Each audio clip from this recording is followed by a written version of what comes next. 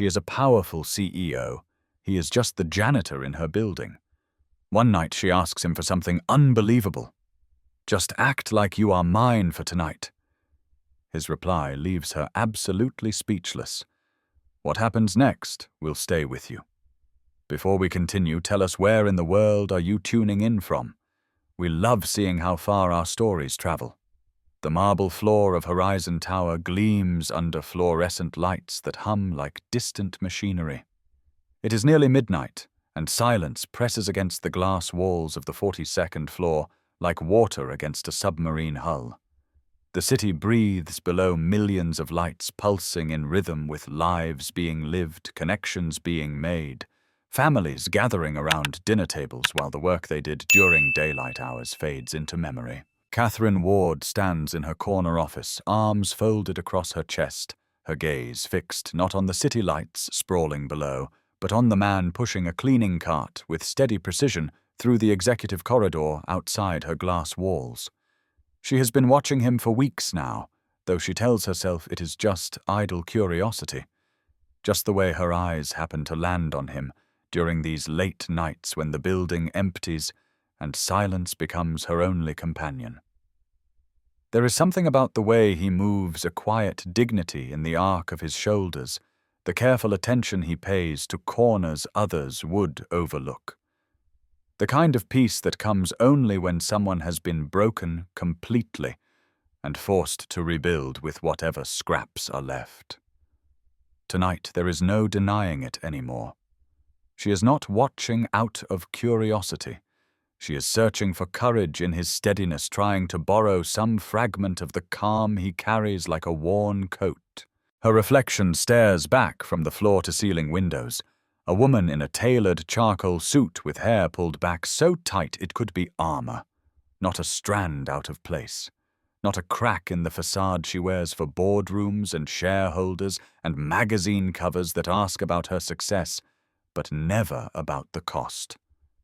The city stretches below like a glowing circuit board, beautiful and cold.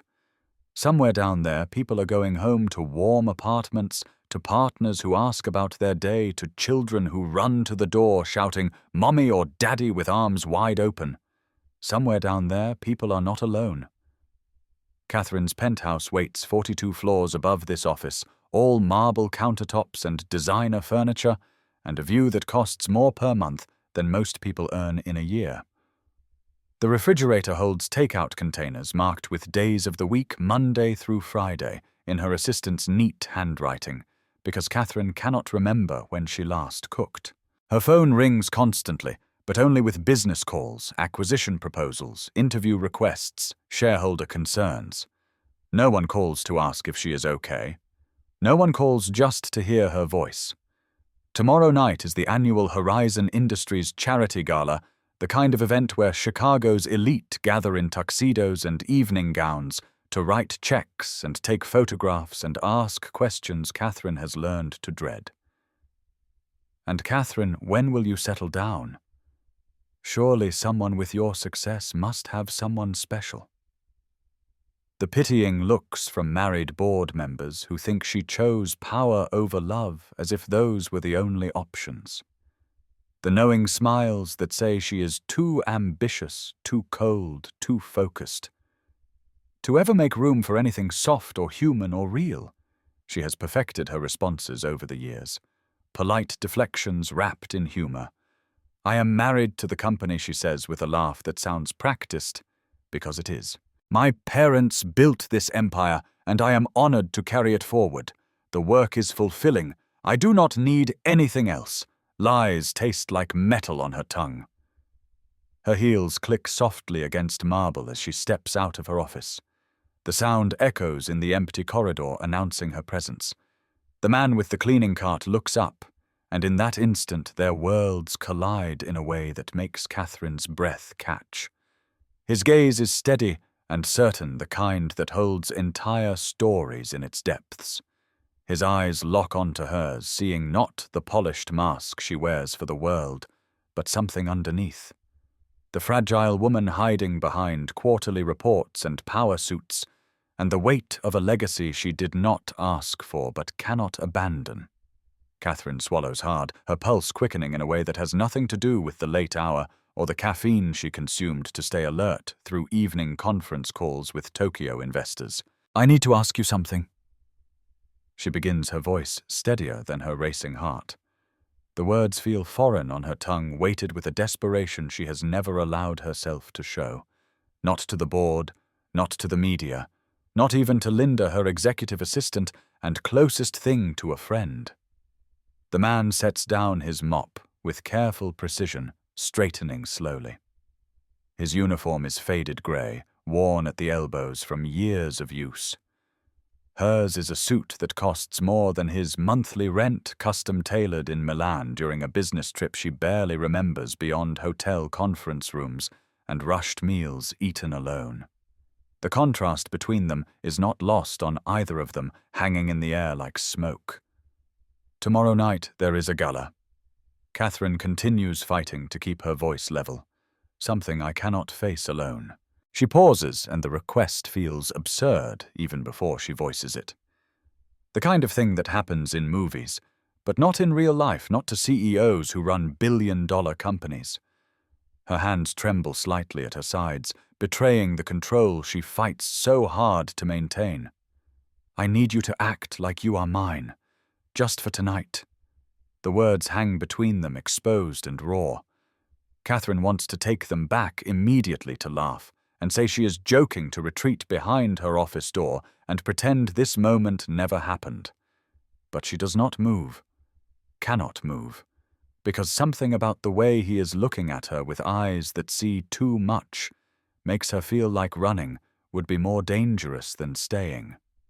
James Harper moves through the executive floor of Horizon Tower like a ghost, his presence noticed only by the trail of clean floors he leaves behind. Invisible. That is how he prefers it.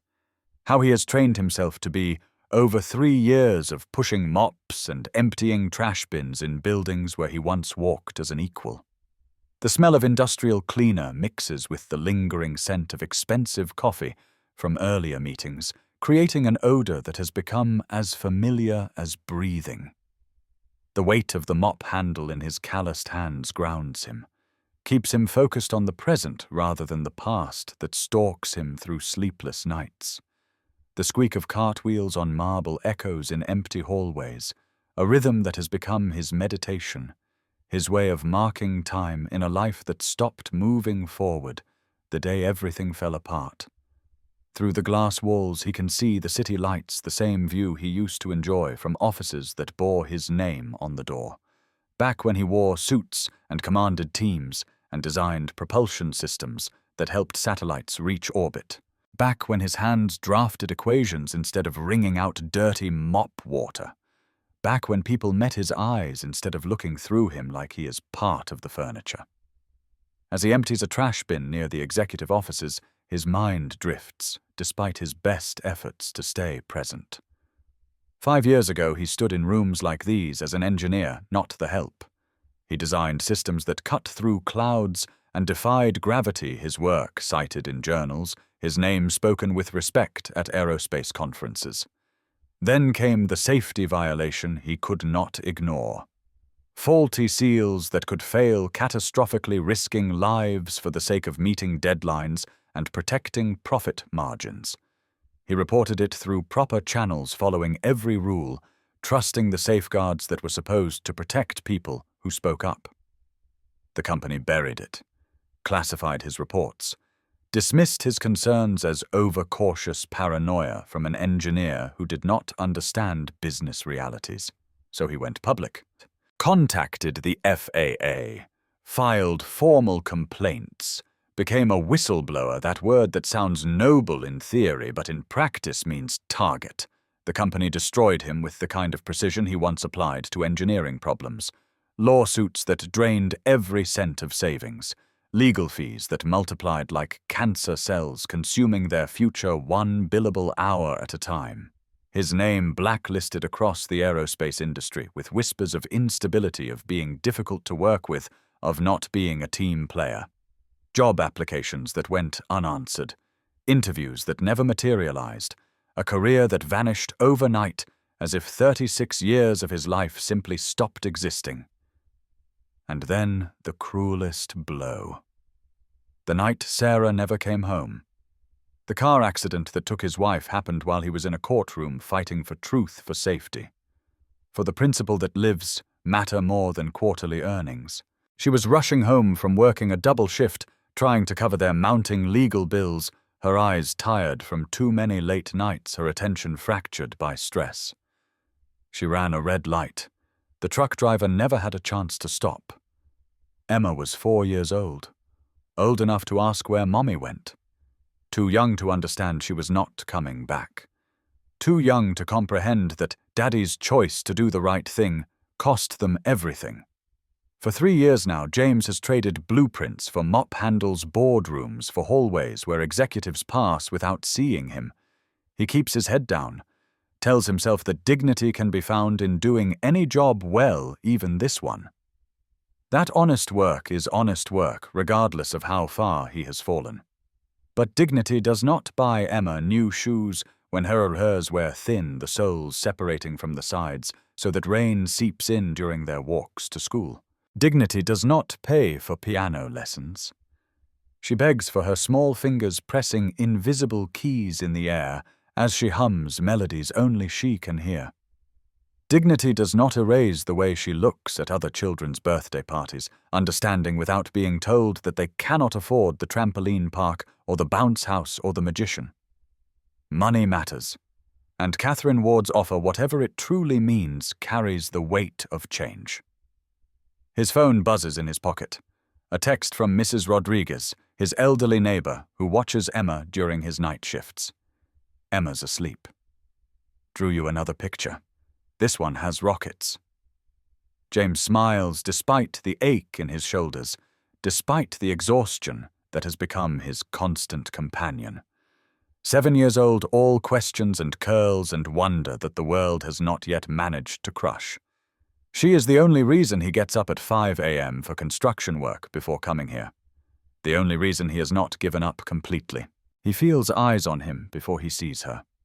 Catherine Ward stands in her office doorway, backlit by the glow of computer screens still running financial projections that will never be read tonight. She has been watching him for weeks, though he does not know, cannot imagine, what a CEO sees in a janitor beyond someone to clean up her messes. There is something different about her tonight, though. A tension in her shoulders, a vulnerability in the way she holds herself, as if the armor she wears might crack under just a little more pressure. When she steps into the hallway, her heels clicking against marble, James looks up and their eyes meet. Hers are hazel, he notices for the first time. Green and brown mixed together like forest floor after rain, and they are looking at him not through him, but at him as if he is a person rather than a function. It unnerves him more than he wants to admit. "I need to ask you something," Catherine says, and her voice carries an edge of desperation that surprises them both. James sets down his mop, straightening slowly. His janitor's uniform is faded grey, worn at the elbows, a hand-me-down from the previous person who held this position before getting something better and escaping. Her suit is black and impeccable, probably costs what he makes in 3 months. The space between them feels vast, despite being only a few feet of polished marble. Tomorrow night there is a gala. Catherine continues her arms, folding across her chest, as if she can protect herself from her own words. Something I cannot face alone. Her voice wavers slightly, a crack in the professional veneer. I need you to act like you are mine, just for tonight. The words land between them like stones dropped into still water ripples, spreading outward into silence. James should laugh, should politely decline, should remember his place in the hierarchy that separates CEOs in corner offices from janitors who clean them. But he does not do any of those things. Because when he looks at Catherine Ward stripped of boardroom confidence in this late-night confession, he sees something he recognizes with the bone-deep certainty of lived experience. Loneliness, the kind that echoes in empty rooms and presses against your chest when you are trying to fall asleep, making each breath feel heavier than the last. He knows that feeling intimately, has carried it for 3 years like a second shadow. The silence stretches. Catherine's hands tremble at her sides, barely noticeable, but there, if you know to look. James notices because his hands used to shake like that in courtrooms, in depositions in the weeks after Sarah died, when holding a coffee cup felt like lifting weights. "I have a daughter," James says finally, his voice low and measured. 7 years old. She is the reason I take every shift I can get. Stack construction work in the mornings with janitorial work at night, sleep 4 hours and call it enough. The reason I am still standing when everything else fell apart. Catherine's breath catches something flickering across her face that might be surprise or might be recognition that this is more complicated than she anticipated. If I do this, James continues choosing each word with care. If I step into your world for one night, you need to understand something. His gaze holds Catherine's without wavering, without apology. I do not do halfway. I do not know how to pretend at things that matter. He takes a step closer, not quite touching, but close enough that Catherine can smell the faint scent of industrial cleaner on his uniform mixed with something else, soap and exhaustion, and the particular smell of honest work. "So if you are asking me to act like I am yours tonight," James says, his voice dropping even lower, "you should know that when I commit to something, even pretend I do it all the way." His rough hand reaches out, not quite touching hers, but close enough that she can feel the warmth radiating from his skin. The question is, are you ready for someone who does not know how to wear masks? The question hangs in the air between them, challenging and honest and more real than anything Catherine has heard in years. She stares at him speechless. She expected a simple yes or no, maybe a negotiation about payment, a discussion of logistics, the transactional exchange that governs most of her world. She did not expect this, a man in a janitor's uniform telling her that his pretend love might be more real than anything she has known. For the first time in years, Catherine Ward, who commands boardrooms and negotiates billion-dollar deals and never lets anyone see her sweat, does not have words. Her mouth opens, closes, opens again. "Yes," she finally whispers, and the word comes out smaller than she intended, vulnerable in a way that terrifies her. "I am ready." But even as she says it, Catherine wonders if she is. The silence that follows Catherine's answer stretches between them, broken only by the hum of fluorescent lights overhead and the distant wail of a siren 42 floors below someone else's emergency bleeding into the night.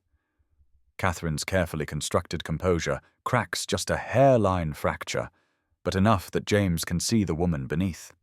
Her shoulders drop slightly, the defensive posture softening. Her hands uncurl from fists she did not realize she was making. "Come to my office," she says quietly, and turns without waiting to see if he will follow. James does, leaving his cleaning cart by the wall, a small act of rebellion that feels larger than it is. He has never been in her office, only cleaned around its edges, emptying trash and wiping down surfaces, while pretending not to notice the late nights. She keeps the takeout containers that multiply the way she stares at her phone, like she is waiting for a call that never comes. The office is exactly what he expected, and somehow more. Floor-to-ceiling windows offering a view of Chicago that makes the city look like a toy, all lights and geometry with no hint of the struggle happening in the streets below. Furniture that costs more than a car, sleek and modern and uncomfortable looking. A desk larger than James's kitchen table, its surface holding only a laptop, a single pen, and a photograph in a silver frame. James glances at the photo as Catherine moves to her desk. A younger couple, maybe in their 30s, standing in front of a building with a sign that reads, Horizon Industries. The woman has Catherine's eyes. The man has his hand on her shoulder, and she covers his hand with hers. They look happy in the way people do when they have built something together, when they are partners in every sense of the word. My parents, Catherine says, catching his gaze. They started this company 40 years ago, built it from a single office to what it is now. She picks up the frame, her thumb tracing the silver edge. They did it together. Every decision, every risk, every victory and failure. Together. She sets the photo down carefully, precisely, as if its placement matters. I have been running it alone for 6 years, since they died. A car accident, drunk driver. They did not see it coming. James feels the words settle in his chest. I am sorry, he says, and means it with the weight of someone who knows that particular grief. Catherine nods, then seems to shake herself, slipping back into business mode because it feels safer than whatever emotion was threatening to surface. She pulls a piece of company letterhead from her desk drawer, writes an address in precise handwriting. The gala details. What time he should arrive. What the dress code is black tie optional, but everyone wears black tie. There is the matter of payment. Catherine says, not meeting his eyes. I will compensate you for your time, whatever rate seems appropriate. James shakes his head slowly, the motion deliberate. I do not want your money. Catherine looks up, genuine surprise crossing her features. Then why would you?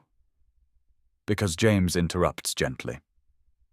Sometimes two people recognize the same loneliness in each other, and maybe for one night we can both pretend we are not drowning.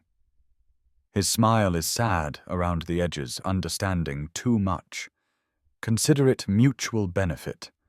You get someone to stand beside you at your gala. I get to remember what it feels like to be seen as something other than invisible.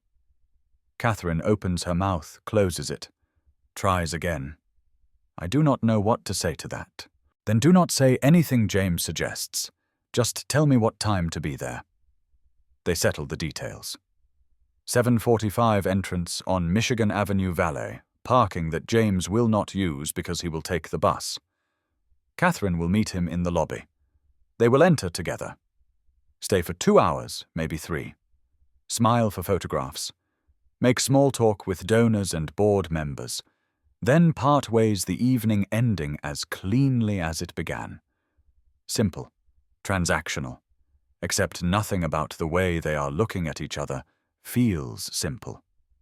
As James turns to leave, Catherine's voice stops him. Why, she asks. Really why James pauses in the doorway, his hand on the frame. Because my daughter draws pictures of castles with lonely princesses in every window, he says quietly. And she tells me that someone should save them. He looks back over his shoulder. Maybe she is wiser than both of us. He walks away before Catherine can respond. His footsteps echoing in the empty corridor, leaving her alone in her office with a view of the city and a photograph of parents who knew how to build a life together. Catherine sits heavily in her chair, the leather creaking under her weight. She stares at the address she wrote, at her own handwriting, that looks shaky in a way it never does on contracts or merger agreements. What has she done? Asked a janitor to pretend to love her for an evening. Exposed her loneliness to a stranger. Crossed lines she did not know existed between employer and employee, between the life she shows the world and the desperate woman hiding underneath. Her phone sits on her desk, silent. 53 unread emails, 12 missed calls, all business. 0 messages asking if she is okay. Catherine picks up the photo of her parents, studies their linked hands, the way they lean into each other like 2 parts of a whole. You built this together, she whispers to them. How do I do it alone? But the photo offers no answers, just the frozen moment of a happiness she remembers but cannot seem to recreate. She sets it down, turns off her computer, gathers her things. The penthouse waits empty and expensive, and echoing with the success that was supposed to be enough.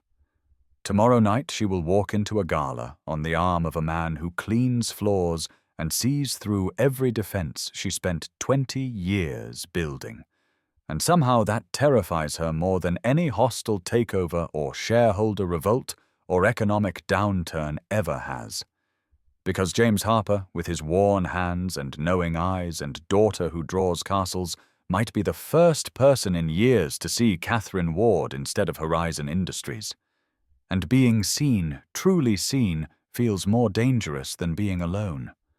The midnight blue suit hangs on James Harper's bathroom door like an accusation borrowed from a friend of Mrs. Rodriguez's deceased husband, altered by her skillful hands to fit James's broader shoulders. It sways slightly in the draught from the window that will not quite close a ghost of elegance in an apartment that has never known such things. James stares at it while Emma eats breakfast at their wobbly kitchen table, her legs swinging under the chair that rocks unless you know to avoid putting weight on the left side. Cheerios float in milk that is 3 days from expiring, the best he could afford this week after paying for her school supplies and the electricity bill that arrived with a late notice in red ink. "Daddy, why are you wearing fancy clothes tonight?" Emma asks through a mouthful of cereal milk dribbling down her chin. James kneels beside her chair, grabbing a napkin to wipe her face with the practiced efficiency of 3 years raising a daughter alone. "I am helping someone," he says, tying her shoes with frayed laces because new ones are not in this week's budget. Her shoes are a size too small, pinching her toes, but she has not complained yet, and he is grateful for her resilience even as it breaks his heart. Helping how Emma tilts her head, curiosity bright in her dark eyes that mirror Sarah's so perfectly that sometimes looking at his daughter feels like looking at a ghost. By being her friend when she needs one, James explains double-knotting the laces so they will last through a day of playground running and classroom sitting, and the walk home where Emma insists on hopping on 1 foot for an entire block. Emma considers this with the seriousness only children possess, weighing his words like they are precious stones. "That's nice, Daddy. Everyone needs friends." She pauses. Cereal forgotten? Even grown-ups get lonely. James's throat tightens, that familiar ache that comes when his daughter sees too much, understands too much, carries wisdom that 7-year-olds should not have to carry. Especially grown-ups, sweetheart. "Is she nice?" "The lady you are helping." "Very nice," James says, though he realizes he does not actually know if this is true, knows only that Catherine Ward is lonely and desperate, and saw something in him that made her brave enough to ask. Sometimes, Pumpkin, the nicest people are the ones who feel the loneliest, because they give so much of themselves away that there is nothing left for them. Emma nods like this makes perfect sense. "You should bring her here someday. For spaghetti. The kind with cinnamon that Mommy used to make." The mention of Sarah lands like it always does, a sucker punch to the solar plexus that James has learned to absorb without showing. Maybe someday he manages.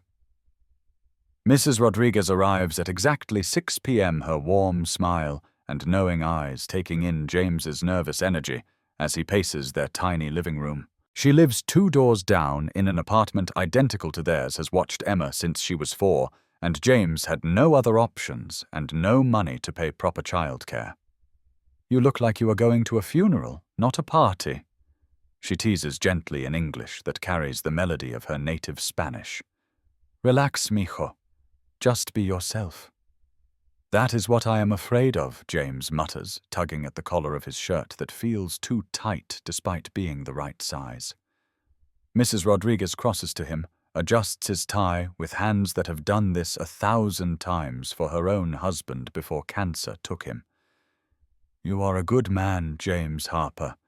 Anyone who cannot see that is blind." She pats his chest. "Now go. Be brave. Maybe tonight is the start of something good." James wants to tell her it is just pretend, just one evening of playing a role before returning to reality. But something about the way she is looking at him, maternal and hopeful, stops the words. The shower is hot, the water pressure terrible, but enough to ease the tension in his shoulders that comes from 14-hour days split between construction sites and janitorial shifts. He shaves carefully, nicking his jaw once a small cut that stings more than it should. The suit fits better than he expected, the fabric soft in a way his work clothes never are, the shoes pinching his work-worn feet, but acceptable for a few hours. The mirror shows a stranger, or maybe James thinks the ghost of who he used to be, a man who attended conferences and gave presentations and wore suits as a uniform of success rather than a costume borrowed for a single night. He thinks about Catherine Ward's request, about the vulnerability in her voice when she asked him to pretend, about the loneliness he recognized in her eyes because it matched his own. Maybe Mrs. Rodriguez is right.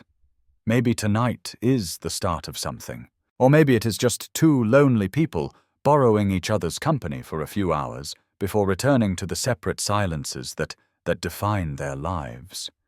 Emma gasps when she sees him emerge from the bedroom, her hands flying to her mouth in that dramatic way children have before they learn to hide their reactions. "Daddy, you look like a prince," James laughs, scooping her up despite the suit, despite the risk of wrinkles or stains or the careful grooming coming undone. Just a regular guy in borrowed clothes pumpkin. She touches his face with small hands, her expression suddenly serious in that way that always warns him something profound is coming. "Promise you will come home." Her voice is smaller than usual, carrying fear she rarely shows. The question cuts deeper than she knows, deeper than James is prepared for. He thinks about Sarah, who went to work one day and never came home, leaving an empty space at the dinner table that no amount of time has managed to fill. He thinks about all the promises people make that circumstances break, good intentions shattered by drunk drivers and red lights and the randomness of tragedy. But he also thinks about Emma, who has already lost one parent and cannot lose another, who needs certainty even when the world offers none. Always he promises pulling her close. "You are my home, Emma. Nothing changes that. Not fancy clothes or parties or anything else. I will always come back to you." She hugs him fiercely, her small body warm against his chest. "Okay, Daddy. Have fun at the party. Tell the lonely lady that she can come over sometime. We have spaghetti." James sets her down, his eyes burning in a way that has nothing to do with the cheap aftershave he borrowed from Mrs. Rodriguez's medicine cabinet. Deal, he manages. At 7:15, James kisses Emma goodnight, even though she is still awake, entrusts her to Mrs. Rodriguez's capable hands, and steps out into the Chicago evening. The bus stop is 3 blocks away. The ride will take 45 minutes, 3 transfers, but it is cheaper than cab fare. He cannot afford to spend on pride. He checks his reflection one more time in a shop window as he walks. A man in a borrowed suit about to step into a world that chewed him up and spit him out 5 years ago. About to pretend to love a woman he barely knows, to stand beside her in rooms full of people who would not look twice at him in his janitor's uniform. The absurdity of it should make him laugh. Instead, it makes him think about Emma's drawings, castles with lonely princess, and her simple wisdom that someone should save them. Maybe tonight, James thinks as the bus pulls up with a hydraulic hiss and a cloud of diesel exhaust, maybe we save each other. He boards, finds a seat in the back, and watches Chicago slide past the windows as the bus carries him toward Horizon Tower and Catherine Ward, and a night that will change everything in ways neither of them can imagine.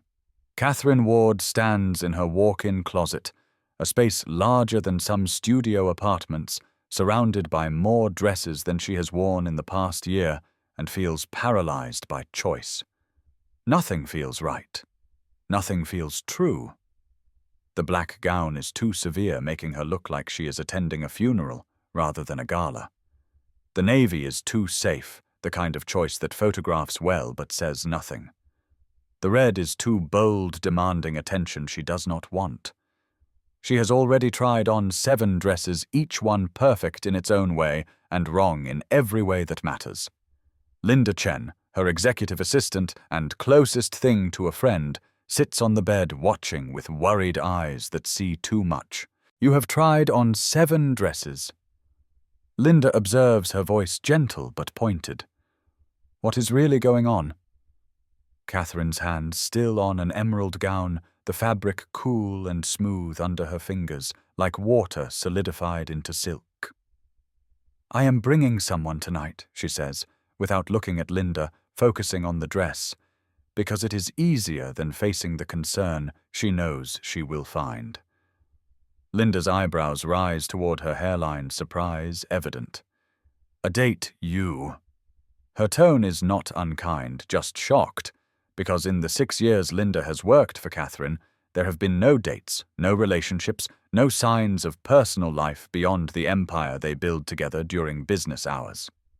Don't sound so shocked, Catherine says, but there is no bite in it, just exhaustion from a week of sleepless nights second-guessing her decision.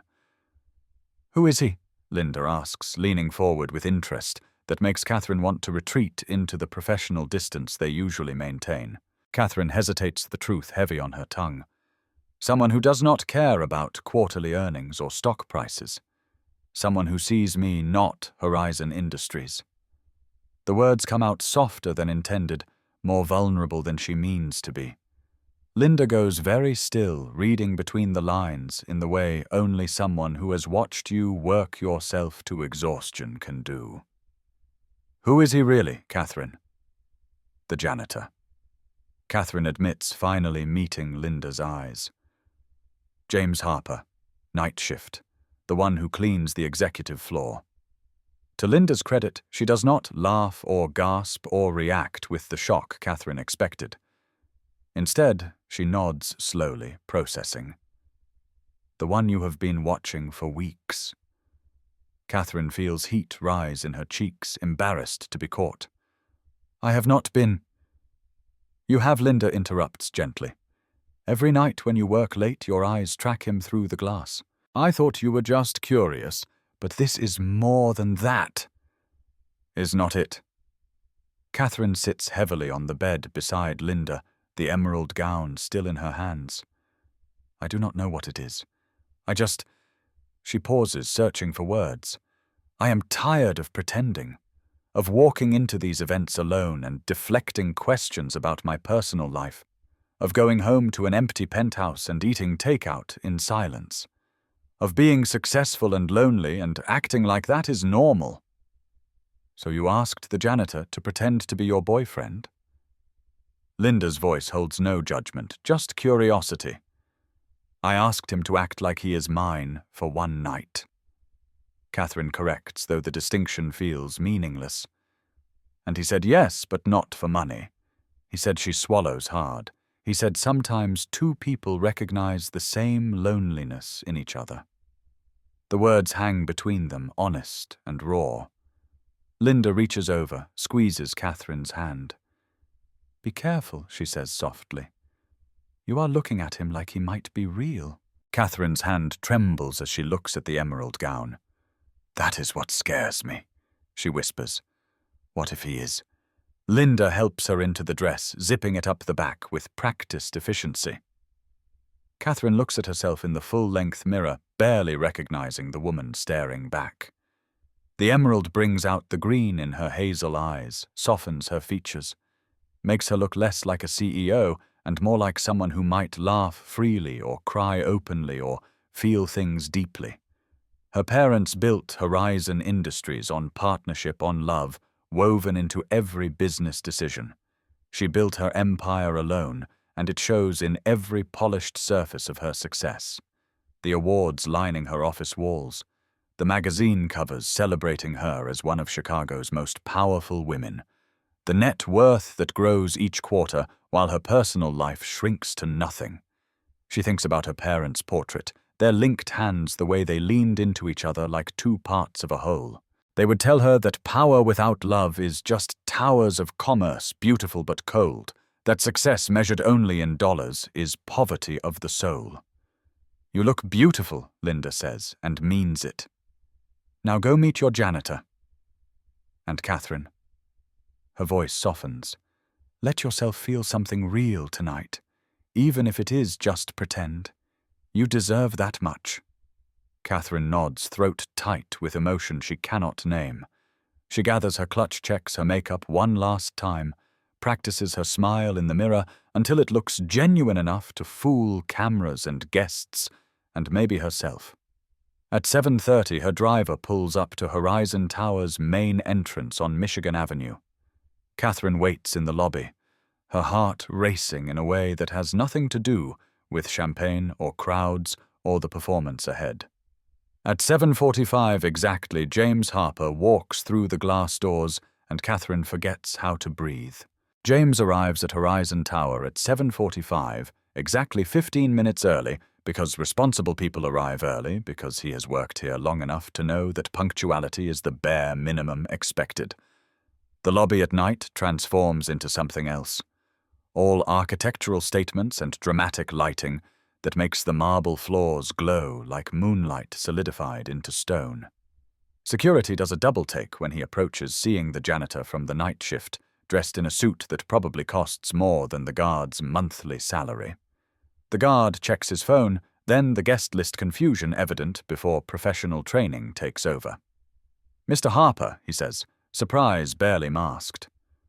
"Miss Ward is waiting for you." James nods his thanks.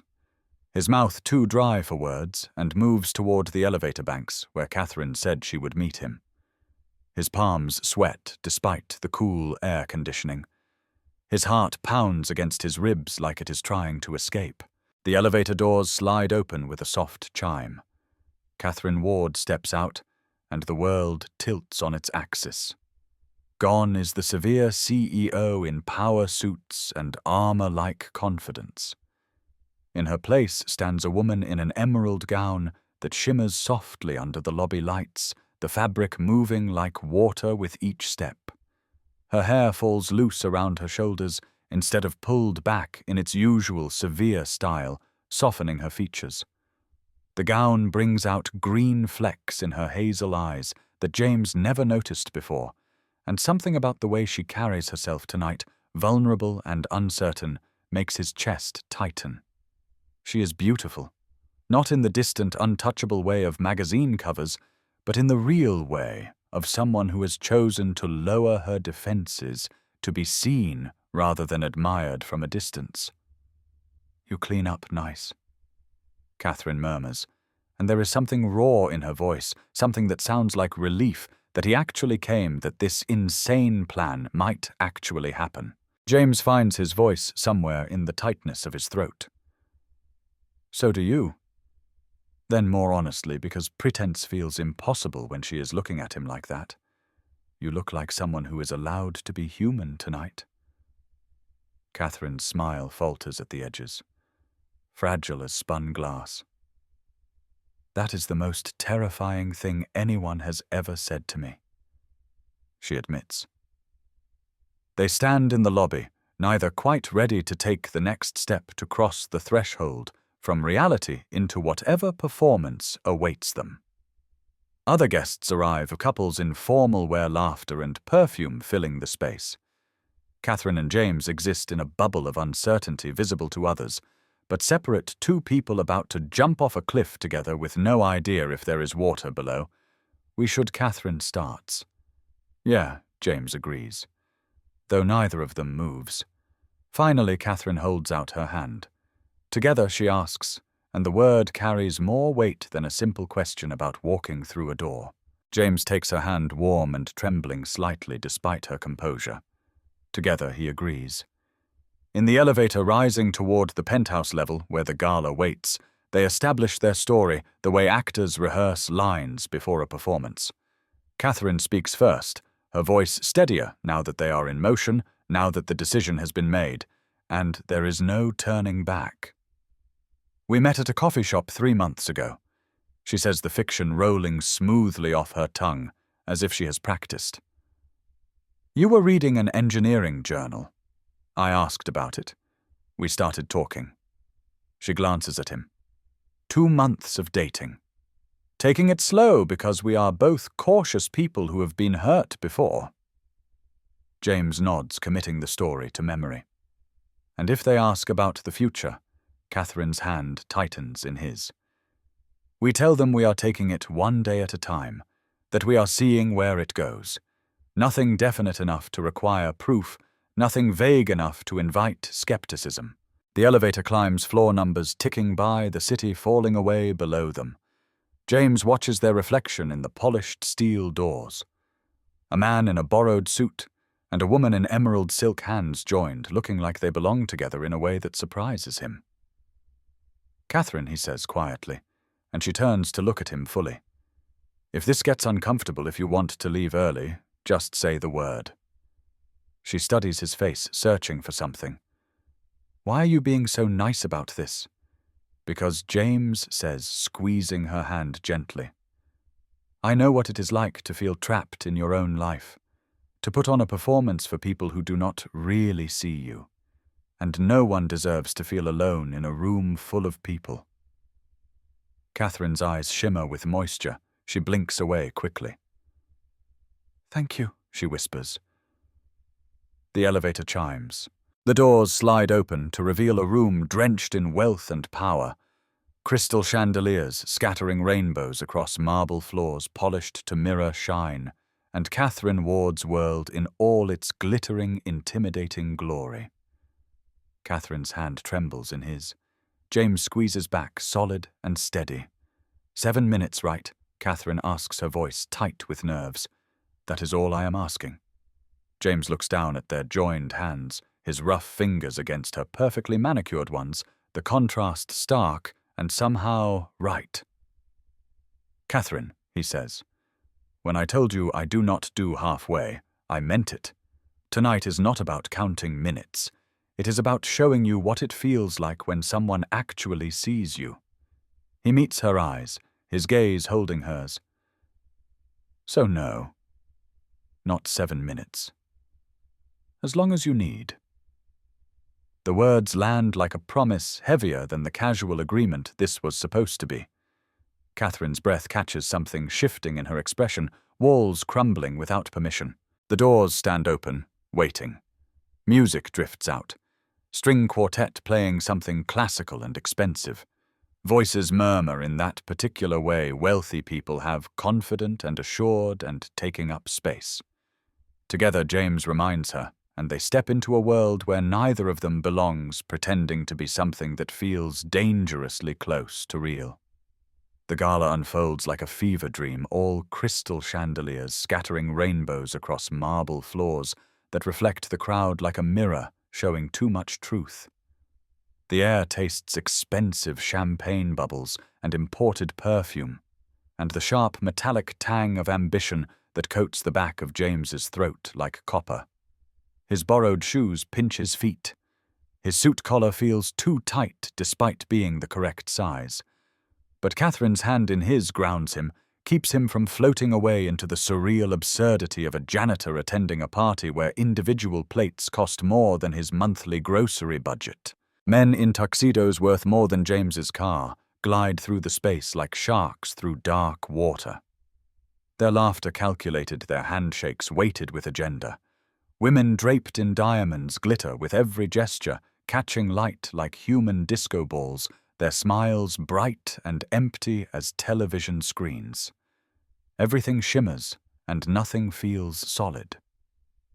James forces himself to breathe, to remember that he has been in rooms like this before, back when he wore suits as uniform rather than costume, back when people wanted his opinion on propulsion systems and orbital mechanics, back before everything fell apart. Catherine introduces him to a silver-haired board member whose name James immediately forgets, too focused on not sweating through his borrowed shirt. "This is James Harper," Catherine says, her voice carrying the practiced confidence of someone who has made 1,000 introductions. "Independent aerospace consultant." Not a lie, technically. Just a truth from a previous lifetime dusted off and presented like it is current rather than ancient history. "What firm are you with?" The board member asks, his tone politely dismissive, already looking past James toward someone more important. "I consult independently now," James replies, and is surprised by how smoothly the words come. How easily he slips back into the language of his old life. After my last project exposed structural failures that could have caused catastrophic consequences, I decided corporate loyalty was not worth the body count. The man's eyes sharpen with interest, focusing on James properly for the first time. Several others lean in, drinks paused halfway to lips. "Tell me more," the board member says, and it is not a polite request. James does painting the story in broad strokes that sound impressive rather than tragic. Faulty seals, safety violations, reports that were buried. His decision to go public rather than risk lives. He leaves out the lawsuits that destroyed him, the career that vanished, the wife who died while he fought for principle. Those details are too raw, too real for this glittering performance.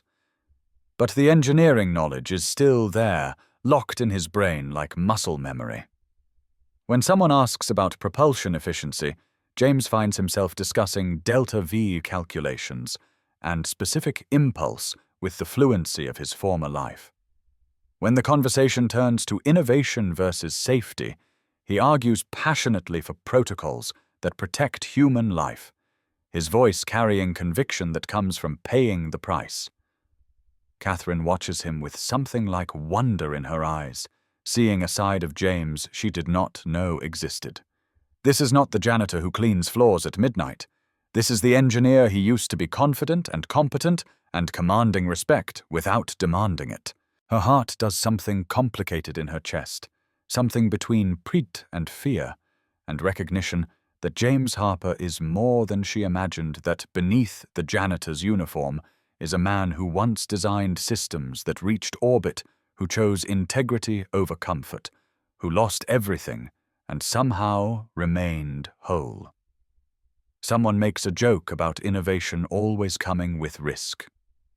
James responds with something clever about entropy and human nature, drawing laughter from the group.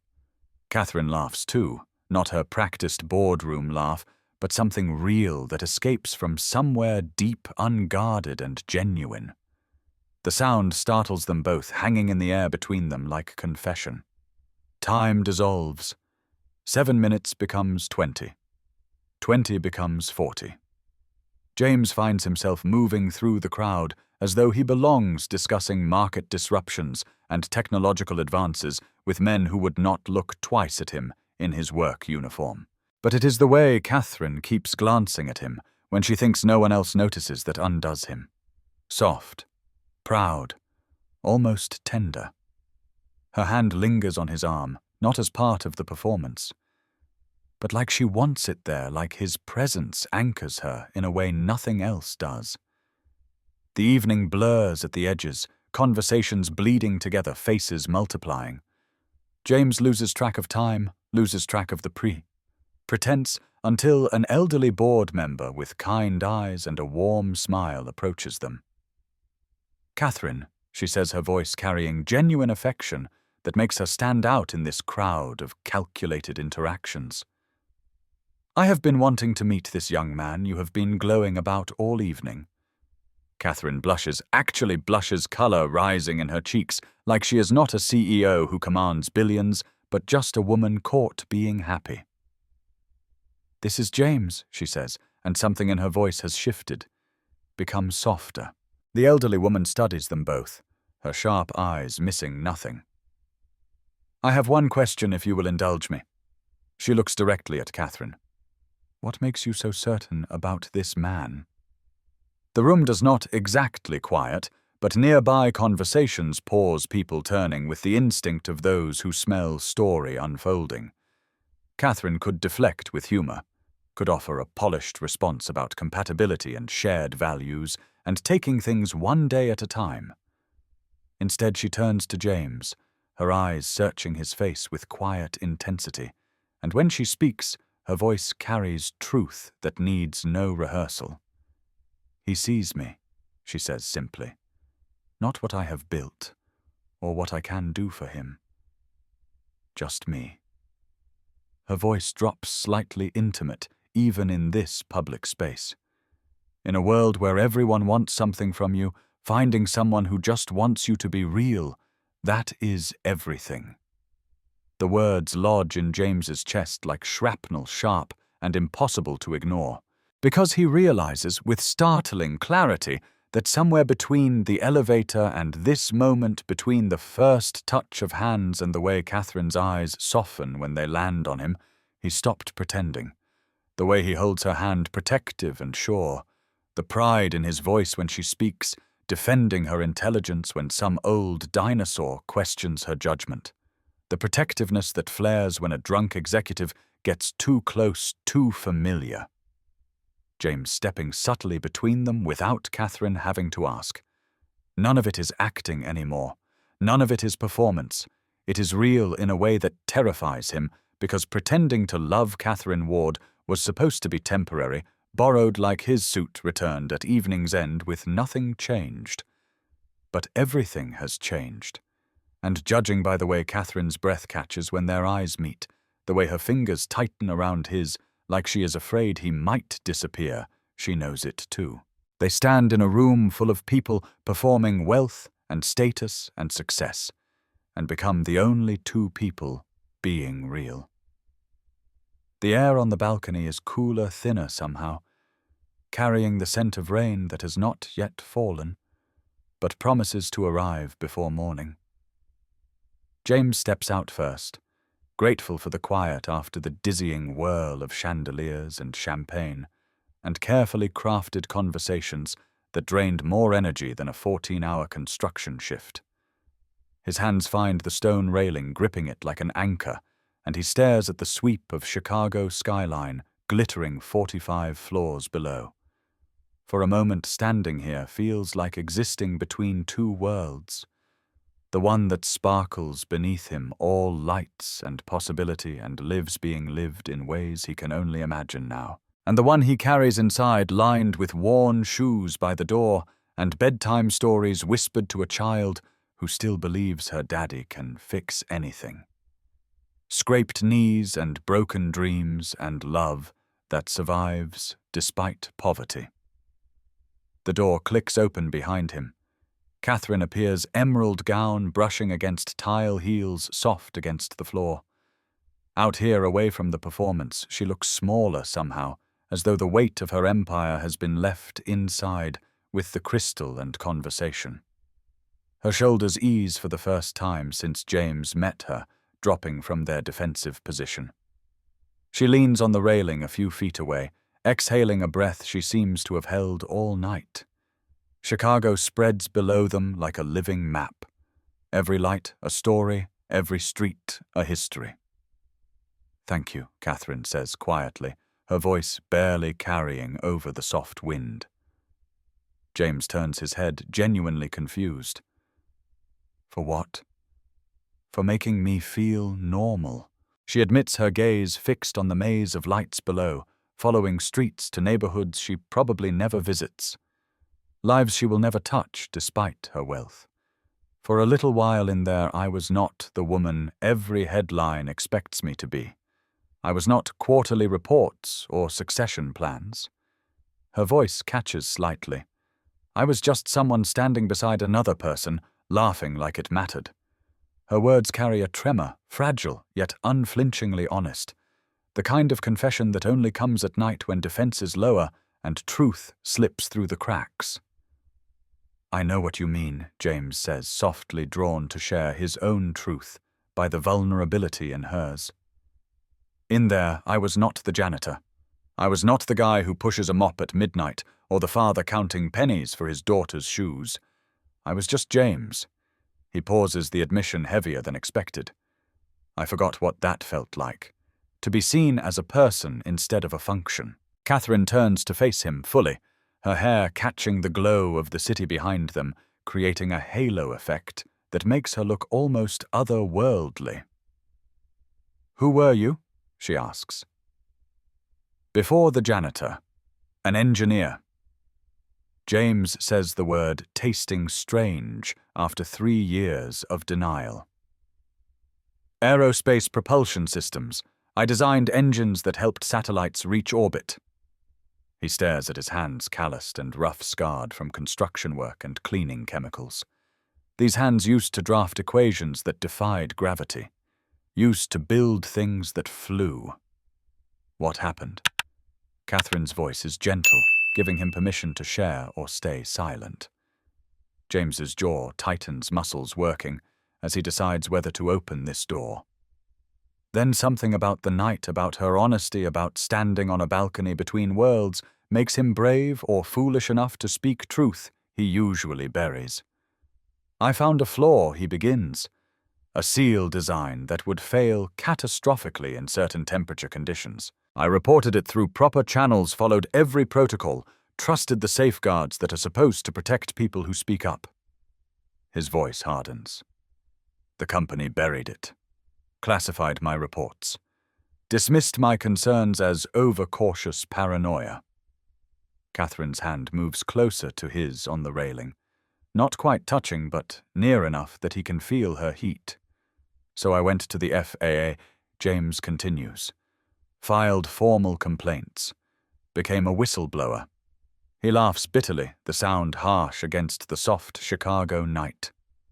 Whistleblower protections are a nice idea until you try to use them. The company destroyed me. Lawsuits that never had merit but drained every cent fighting them. Legal fees that multiplied like cancer. My name blacklisted across the entire industry, whisper campaigns painting me as unstable, difficult, not a team player. And then Catherine prompts gently, because she can hear in his voice that the worst is still coming. And then my wife died, James says, his voice dropping to barely above a whisper. Car accident while I was in court, fighting for the truth, fighting to save lives. She was rushing home from working a double shift to cover our legal bills, exhausted beyond reason, her attention fractured by stress. She ran a red light. The truck driver never had a chance to stop. His hands grip the railing hard enough that his knuckles turn white. Emma was 4, old enough to ask where Mommy went. Too young to understand she was not coming back. Too young to comprehend that Daddy's choice to do the right thing cost them everything. Catherine's hand covers his now warm and solid and real. You did the right thing, she says fiercely, her voice carrying conviction that surprises them both. You saved lives, and destroyed mine in the process. James counters the old argument, automatic. Some days I wonder if it was worth it. If Sarah would still be alive, if I had just kept my mouth shut. It was worth it, Catherine insists, her grip tightening on his hand. Because men like you who choose integrity over comfort, you are the ones who change the world, even when the world does not thank you for it. Even when the cost is more than anyone should have to pay. The words unlock something in James's chest, something that has been locked tight for 3 years. When was the last time someone defended him, believed him, saw his sacrifice as noble instead of foolish? When was the last time someone said, you did the right thing without adding, but at what cost? You know what I learned running this company? Catherine says softly, her thumb unconsciously tracing small circles on the back of his hand. The gesture intimate without being intentional. We spend our whole lives building walls to protect ourselves from getting hurt. Stone and mortar and defense mechanisms we convince ourselves are strength. She meets his eyes, hazel, catching his steady gaze. But eventually the walls become the prison. And we forget that the only way out is to let someone in. James feels the space between them shrinking not in physical distance, but in the defenses they both wear like armor. I have been behind walls for 3 years, he admits, keeping my head down, staying invisible, protecting Emma from the world that chewed me up and spit me out, telling myself that survival is enough, that we do not need anything more than food and shelter and each other. And tonight, Catherine asks, her voice barely above a whisper. Tonight, James says, slowly choosing each word with care, I feel dangerously close to visible again, to wanting more than survival, to remembering what it feels like to be seen. Catherine's hand lifts from the railing, hesitant, and brushes against his jaw. The touch is feather-light, but sends electricity through James's entire body, awakening nerves he thought died with Sarah. Her fingers are cool against his skin, soft in a way that speaks of manicures and lotions, and a life that does not include construction work or chemical burns. "James," she whispers, and his name in her mouth sounds like prayer. The door to the balcony swings open with a crash of sound and sudden light. A group of executives stumbles onto the balcony, drunk and loud, their laughter harsh after the intimacy of the moment before. They do not notice Catherine and James in the shadows, too absorbed in their own performance of wealth and status. Catherine and James step apart, the spell shattered, but the charge between them still humming in the air like electricity before a storm. Catherine's hand drops to her side, trembling slightly. James's jaw clenches with frustration at the interruption, at the timing, at the reminder that they are not alone in this world, despite how it felt moments ago. "We should go back inside," Catherine says, but her voice shakes with something that might be relief or disappointment or both tangled together. James nods, not trusting himself to speak. His heart still racing from her touch and the nearness of something he cannot name. But as they turn toward the door, he catches her hand one more time, pulling her close enough that the drunk executives cannot hear. "This is not pretend anymore," he says, the words urgent and honest. "Is it?" Catherine's breath hitches. Her eyes search his face, looking for doubt or fear, or the logical reasons they should walk away from whatever is building between them. She finds none. Only truth staring back at her, unflinching and patient. No, she admits the word, barely audible. It is not.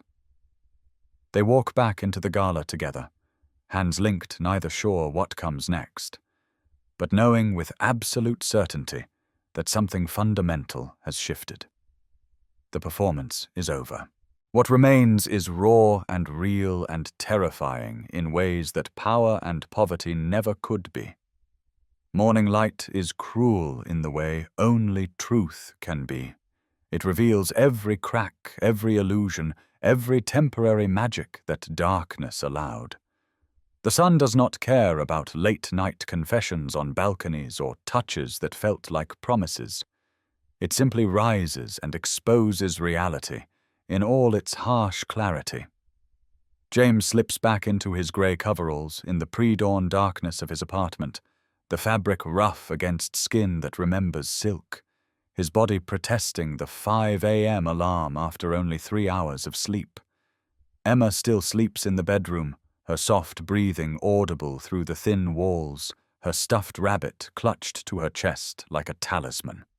The borrowed suit hangs on the bathroom door where he left it, a ghost of elegance that feels like it belongs to someone else's life. James touches the fabric once, remembering Catherine's hand in his, the weight of her confession, the electricity of almost kissing before the world interrupted. Then he puts on his janitor's uniform and becomes invisible again. Horizon Tower looks the same as it always does when he arrives for his shift, polished marble and glass reflecting perfection, everything in its place. But something inside James has shifted, a tectonic plate, moving underground, invisible but fundamental. He pushes his cart through the executive hall, forcing himself to ignore the ache that comes with memory, the warmth of her hand, the tremor in her laugh, the way her eyes softened when the crowd was not watching, the nearness of her lips on that balcony before the moment shattered. His hands work automatically, emptying trash bins and wiping down surfaces, but his mind is elsewhere, replaying conversations and touches like a movie he cannot turn off. At his locker, he finds an envelope resting neatly on the shelf. His name written in precise, elegant handwriting he recognizes from the gala. His hands shake slightly as he opens it. Inside a check, more than generous, more than he expected, enough for Emma's shoes and piano lessons, and maybe even a cushion for the months when construction work slows down in Chicago winter. And a note. 2 words in Catherine's hand. "Thank you." James stares at the check for a long time, his thumb tracing the number that represents security and stability, and the breathing room his family desperately needs. Money means new shoes that fit Emma's growing feet. It means saying yes when she asks for things, instead of the constant calculation of what they can afford. It means eating something other than pasta and canned sauce for the third night in a row. But the envelope also draws a line, as if what passed between them could be neatly filed under transaction payment for services rendered a business arrangement concluded. Thank you implies ending, implies that he did his job, and now it is finished, and they can both return to the separate worlds they inhabit. James slips the envelope back into his locker, untouched, the metallic clang echoing louder than it should in the empty break room. He cannot explain why, cannot articulate the feeling that taking the money would cheapen something that felt sacred, but the instinct is strong enough that he listens. Days pass like water, each one identical to the last. Monday, Tuesday, Wednesday, Thursday. James keeps his head down, mopping endless corridors, emptying trash bins full of the detritus of other people's productive lives, pretending that the night of the gala was just an unusual job, a strange detour that changes nothing. Yet every time the elevator chimes, he finds himself listening for the click of her heels. Every time a door opens, his head lifts involuntarily, searching for emerald silk that will not appear in daylight, for hazel eyes that saw him as something more than invisible. Catherine does not appear. The 42nd floor remains empty of her presence during his shifts. Lights off in her office, her assistant's desk cleared. He tells himself it is better this way. Cleaner, less complicated. They can both return to their lives, the CEO and the janitor, the temporary intersection of their worlds closing as if it never happened. But the lie tastes bitter.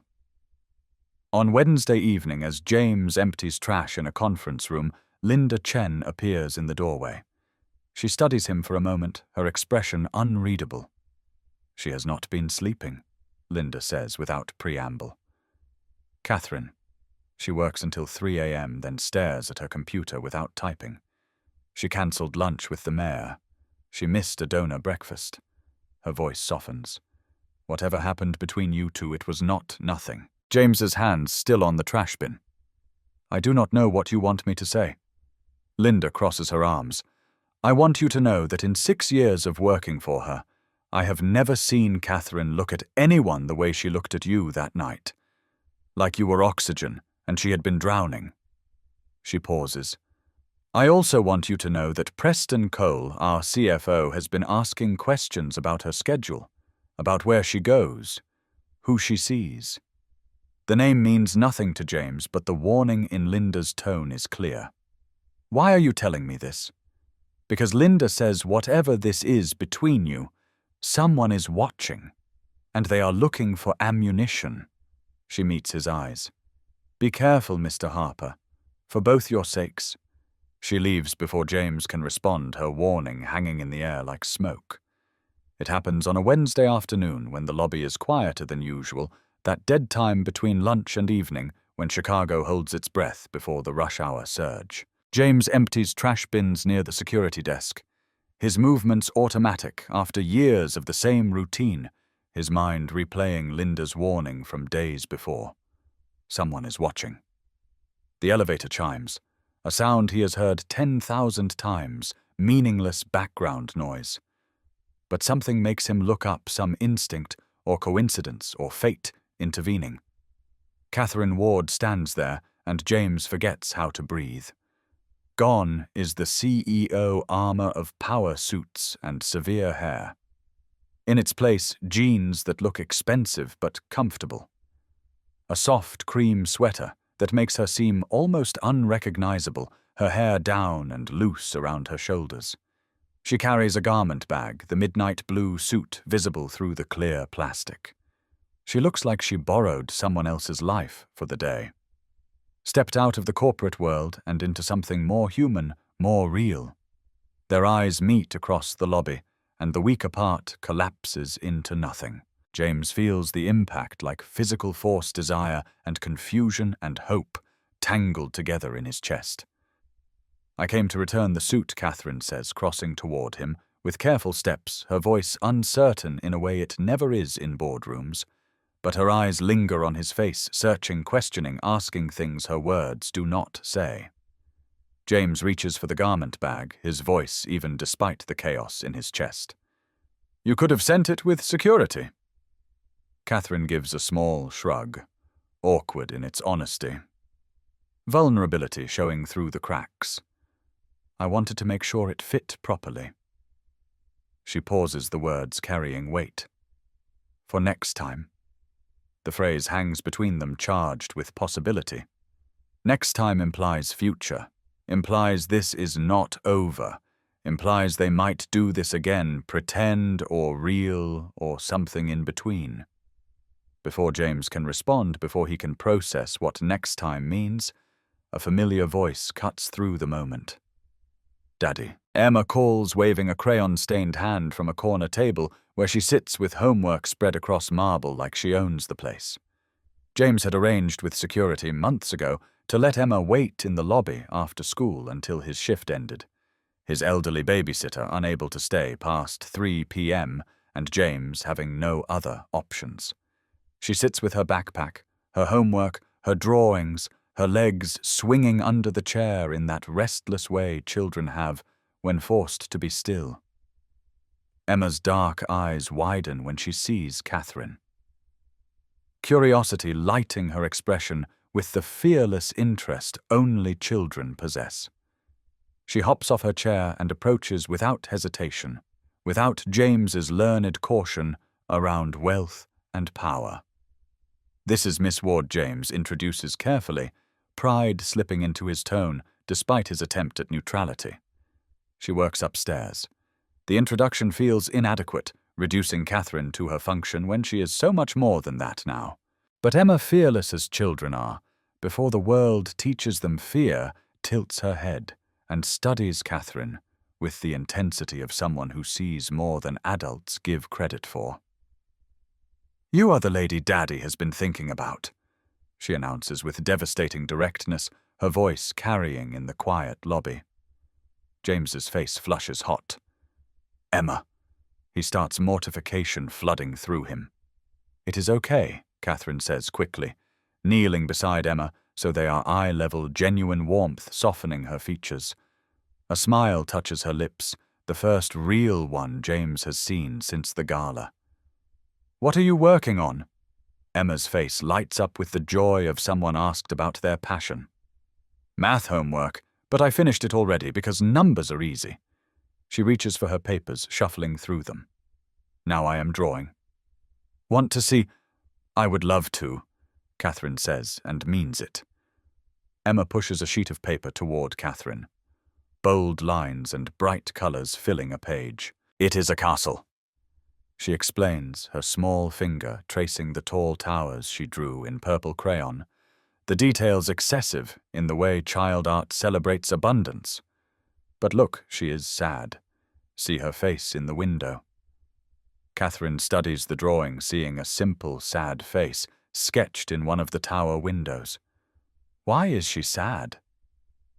Emma's expression grows serious, that particular gravity children bring to important matters. Because castles are big and pretty, but they are cold. And she is all alone up there. Nobody can visit, because the door is locked. She looks at Catherine. "Do you live in a big place like this?" "I do," Catherine admits softly, something in her chest tightening. "Then you understand," Emma says with the wisdom of someone who has thought deeply about architecture and emotion. "Big places are scary when you are alone. You hear every sound and it echoes." She picks up a purple crayon. "But watch. I can fix it." With careful strokes, Emma draws a wide doorway at the base of the castle, adding flowers on either side. Windows she colors yellow to show light inside. There, she announces proudly, "Now people can come in. Now she is not lonely anymore." She looks up at Catherine. "You just have to open the door, let people visit." Her eyes dart between her father and Catherine with innocent wisdom that sees connections adults try to hide.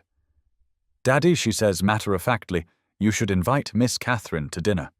We are having spaghetti tonight, the kind with cinnamon that Mummy taught us." The mention of Sarah lands gently, naturally part of their story, rather than a wound. Emma speaks of her mother the way she speaks of the sky being blue, a fact of their world. James freezes caught between the world he has built safe and small and protected, and the one he has been too afraid to imagine. Emma's invitation hangs in the air, impossible to ignore. Catherine's soft laugh breaks the tension. "You make spaghetti with cinnamon?" she asks James, her eyes dancing with amusement and something softer. It is a long story. James manages his ears, burning with embarrassment and hope tangled together. "I would like to hear it," Catherine says, her eyes finding his across Emma's head. "If the invitation is still open?" Emma claps her hands together. It is right. Daddy say yes, and James, looking at his daughter's hopeful face and Catherine's vulnerable expression and the drawing of a castle with doors wide open, feels something dangerous stir inside him again. Something he thought died with Sarah, buried under grief and poverty and the weight of just surviving. Hope. "Yeah," he says, his voice rough. "The invitation is open." Emma pumps her fist in victory, then immediately starts gathering her homework. "We need to go grocery shopping first," she announces to Catherine, "because we only have enough spaghetti for 2 people, and you are coming, so we need more. Also, we should get the fancy cheese, the kind in the green can." Catherine laughs, really laughs, the sound filling the lobby. "I would be honored to have spaghetti with fancy cheese." As they prepare to leave, Emma chattering about the proper cheese-to-pasta ratio, James catches Catherine's hand for just a moment. "Are you sure?" he asks quietly. "This is not the gala. This is real life. Small apartment, burnt garlic bread. A 7-year-old who will ask you 1,000,000 questions." Catherine squeezes his hand, her smile soft and genuine. "That sounds perfect." Catherine hesitates at the base of the narrow stairwell, the garment bag still in her hand, as though one more step might cross a line she cannot return from, might commit her to something. Her logical CEO brain screams is dangerous and complicated and absolutely inadvisable. The building is nothing like Horizon Tower with its glass and steel and architectural statements. Here the walls are lined with faded yellow paint that peels at corners like old wallpaper. The hallway carries the scent of someone's cooking garlic and tomato sauce, and something warm that makes Catherine's stomach tighten with unexpected hunger, reminding her she skipped lunch for a conference call that achieved nothing. A door opens somewhere above, spilling music and laughter into the stairwell. A child's shriek of joy. A parent's gentle scolding in Spanish. Life being lived in small spaces packed together, everyone hearing everything. When James opens the door to his apartment, Emma's laughter spills out like light, bright and uncontained, pulling Catherine forward. The apartment is small in a way that makes Catherine's penthouse feel obscene. A living room that flows directly into a kitchen, separated only by a breakfast bar with 2 wobbly stools. But something about the space makes Catherine's chest tighten, a feeling she cannot name. Photographs of Emma line every available surface, a timeline of growth from infant to toddler to the 7-year-old she is now. Gap-toothed smiles frozen in frames that do not match some plastic from drugstores, some wooden and hand-painted. School art projects are clipped to the refrigerator with magnets shaped like stars and dinosaurs and the letters of Emma's name. A crocheted blanket, colors faded, but softness evident, is draped over the arm of a couch that has seen better decades, the fabric worn smooth by use. On the wall above the couch, a calendar marked in 2 colors. Emma's school events in blue ink, careful and neat. James's work shifts in red, overlapping and crowded. A grocery list on the counter in 2 different handwritings. Emma's loopy letters spelling strawberries wrong next to James's reminder for milk and bread. This is what a home looks like, Catherine realizes with sudden clarity that makes her eyes sting. Not the square footage, or the view, or the price per square foot. Just love, stitched into every corner, visible in the things people choose to keep, in the imperfections that tell stories. The kitchen comes alive with motion as they arrive. James ties an apron that says, "Dad Jokes." Loading in faded letters, the fabric worn soft from washing. Emma stands on her step stool, carefully positioned at the counter, measuring pasta with the seriousness of a scientist conducting experiments. "Can I help?" Catherine asks, feeling useless and out of place in her expensive jeans and cashmere sweater. James hands her a wooden spoon, its handle worn smooth by years of stirring. "Can you stir the sauce? Keep it from burning?" Catherine takes it, the weight unfamiliar in her hands that are more accustomed to signing contracts worth millions than cooking dinner. When was the last time she stood in a kitchen and made something with her hands? When was the last time she cooked anything more complex than reheating takeout? She watches James work, sees competence. She did not expect grace in his movements. That speaks of years of practice. He chops vegetables efficiently, drains pasta one-handed while adjusting seasoning with the other. There is poetry in the way he moves through this tiny kitchen, a dance perfected through necessity. "What if I ruin this?" a voice whispers inside Catherine's head as she stirs the bubbling sauce. "What if your edges are too sharp for something this gentle? What if you do not know how to be the person who belongs in this space?" But then Emma hands her a taste of the sauce on a small spoon, trusting her judgment, and Catherine thinks maybe I can learn. Maybe it is not too late to become someone different. She catches James adding cinnamon to the sauce, a generous shake from a small spice jar. "Really?" she asks, skeptical that such a combination could work.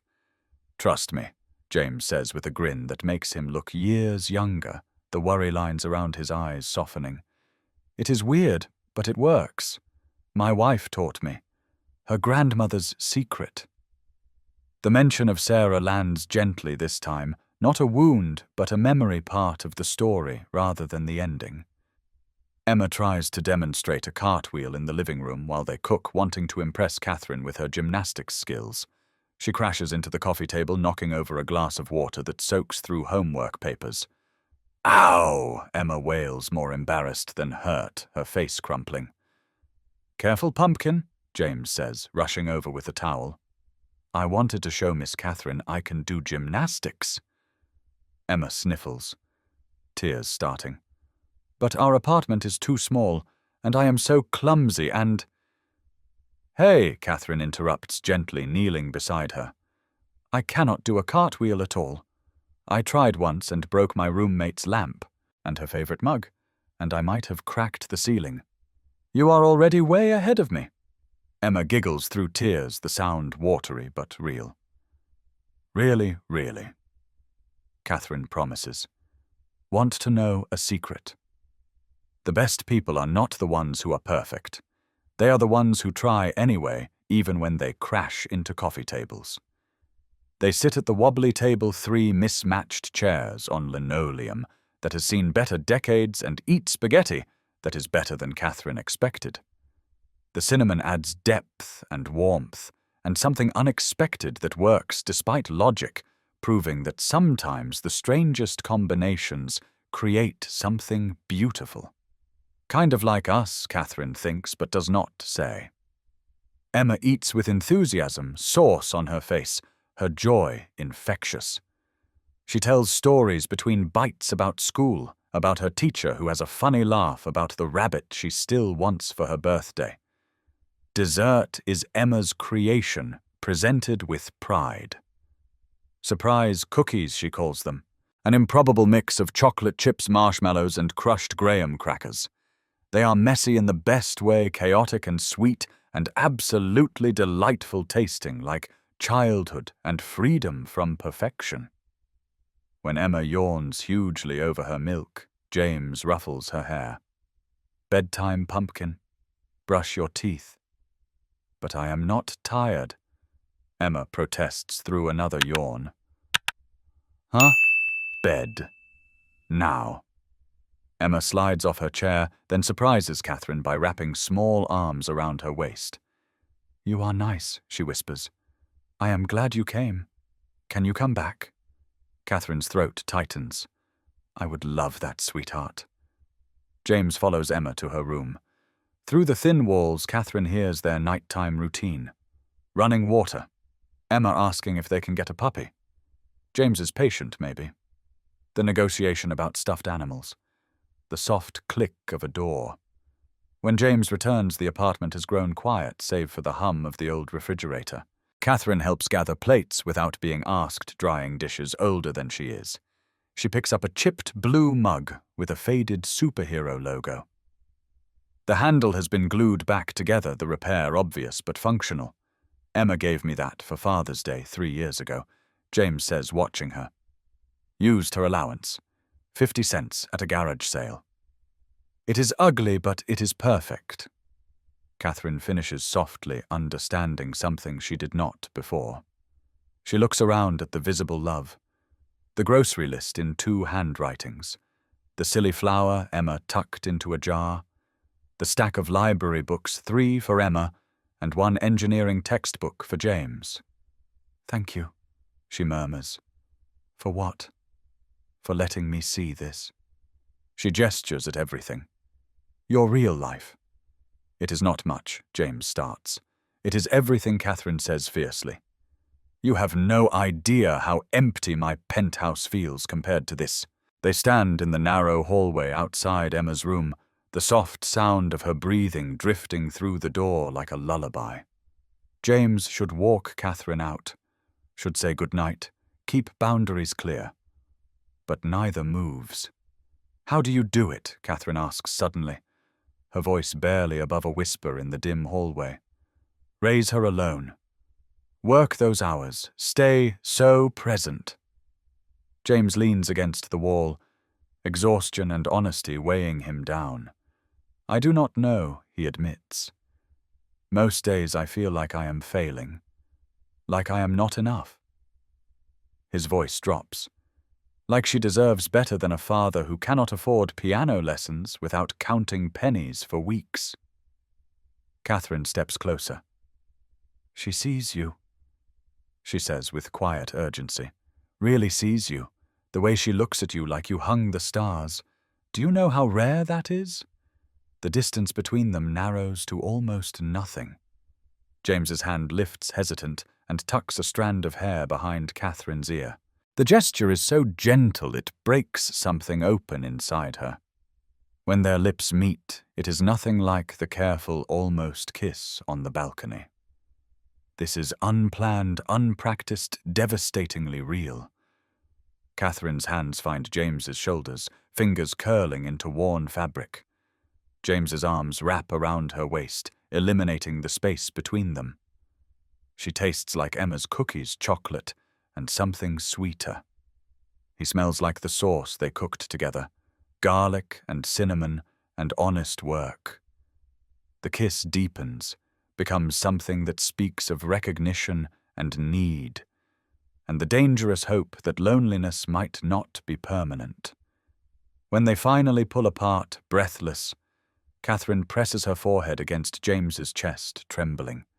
His heart pounds against her ear-proof that he is as affected as she is. This changes everything, Catherine whispers. James holds her close. Does it have to? She pulls back just enough to see his face. You do not understand my world. It does not work like this. I cannot just date someone. Every move I make is judged twisted, used against me. Her breath shakes. The board, the investors, the media. They will destroy this before it even begins. So we do not tell them, James suggests. But even as he says it, they both know the truth. Catherine Ward cannot hide. Her life is lived under scrutiny, every companion researched and analyzed. I should go, Catherine says, but makes no move toward the door. James kisses her forehead, soft and lingering. This is real, Catherine. Whatever happens next tonight was real. She nods against his chest. That is what scares me most, because real things can be destroyed. Over the next 2 weeks, they find ways to exist in the margins, stealing moments between Catherine's board meetings and James's shifts. Coffee at 6 a.m. in a diner 3 neighborhoods away, where no one recognizes the CEO in jeans and a baseball cap. They talk about everything except work, learning each other in fragments. Late-night phone calls after Emma falls asleep. Catherine's penthouse feeling less empty, with James's voice filling the silence. Saturday afternoon at the park, Emma feeding ducks, while Catherine and James sit close on a bench, hands intertwined where cameras cannot easily see. But on Wednesday morning, Catherine arrives at her office to find a board member waiting in the hallway. "We missed you at the investor dinner last night," he says, his tone pointed. "5th event you have skipped this quarter. Everything all right?" Catherine forces a smile. "Just prioritizing my time more carefully." The man's eyes narrow. "Your father never missed an event. He knew that relationships matter in this business." He pauses. "I hope you are not losing focus, Catherine."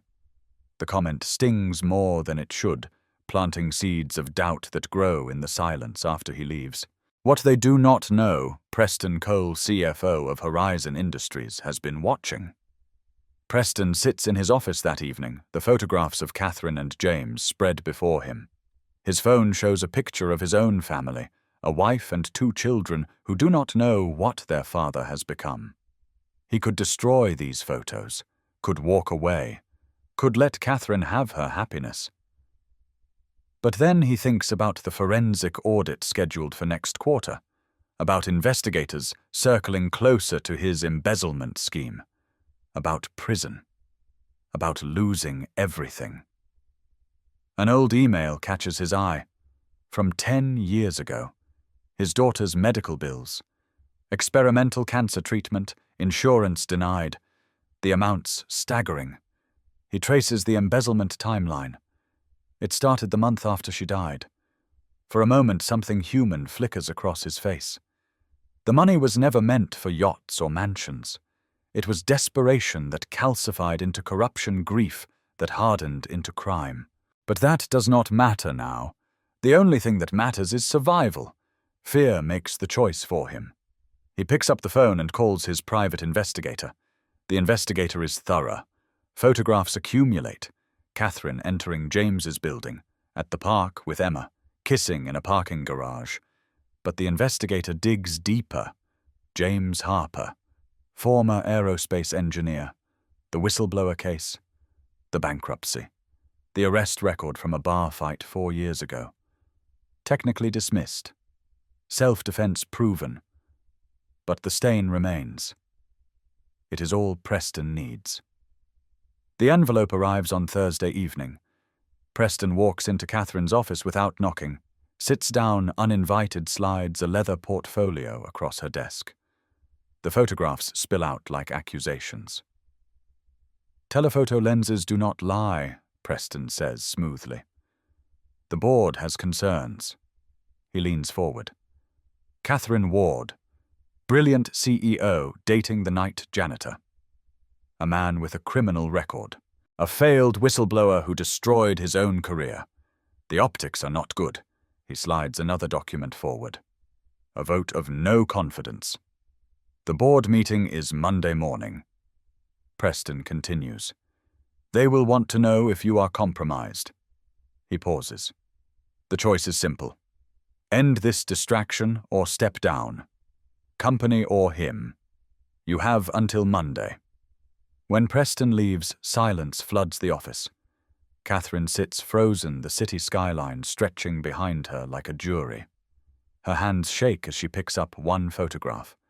James and Emma at the park, laughing. Company or love, legacy or truth. Everything her parents built, balanced against the first genuine connection she has felt in years. On her desk, their portrait watches. forever young, forever together, forever united. They understood something Catherine thinks. That power without love is just towers and glass. Beautiful, empty, fragile. That night, Catherine texts James. "Can you meet me without Emma?" The message carries weight that chills him. James arranges for Mrs. Rodriguez to watch Emma and meets Catherine at the diner. She sits in a corner booth, still in work clothes, looking like glass pulled too tight. Without words, Catherine pushes the folder toward him. James opens it. The photographs hit first, then the background check. His life reduced to bullet points. The whistleblower case. The bankruptcy.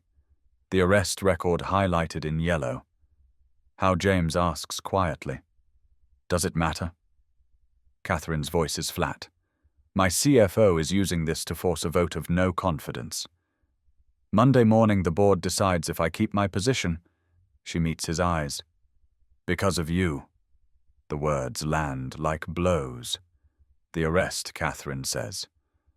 "Tell me." James stares into his coffee. "A guy at a bar was harassing a waitress. Would not take no for an answer. I stepped in. He shoved me. I shoved back. He swung. His voice flattens. I was bigger. I did not hit him hard, but he went down wrong. Cracked his head. Security footage cleared me." James continues. "Self-defense. Charges dropped. But the arrest stays on my record." He lifts his eyes. "People see assault. They do not see defense." And Sarah James's jaw tightens. "My wife died while I was in court fighting the whistleblower case, rushing home from her second job to cover our legal fees. She ran a red light." His voice cracks. "Emma was 4. I had to tell her mommy was not coming home, because I chose to do the right thing."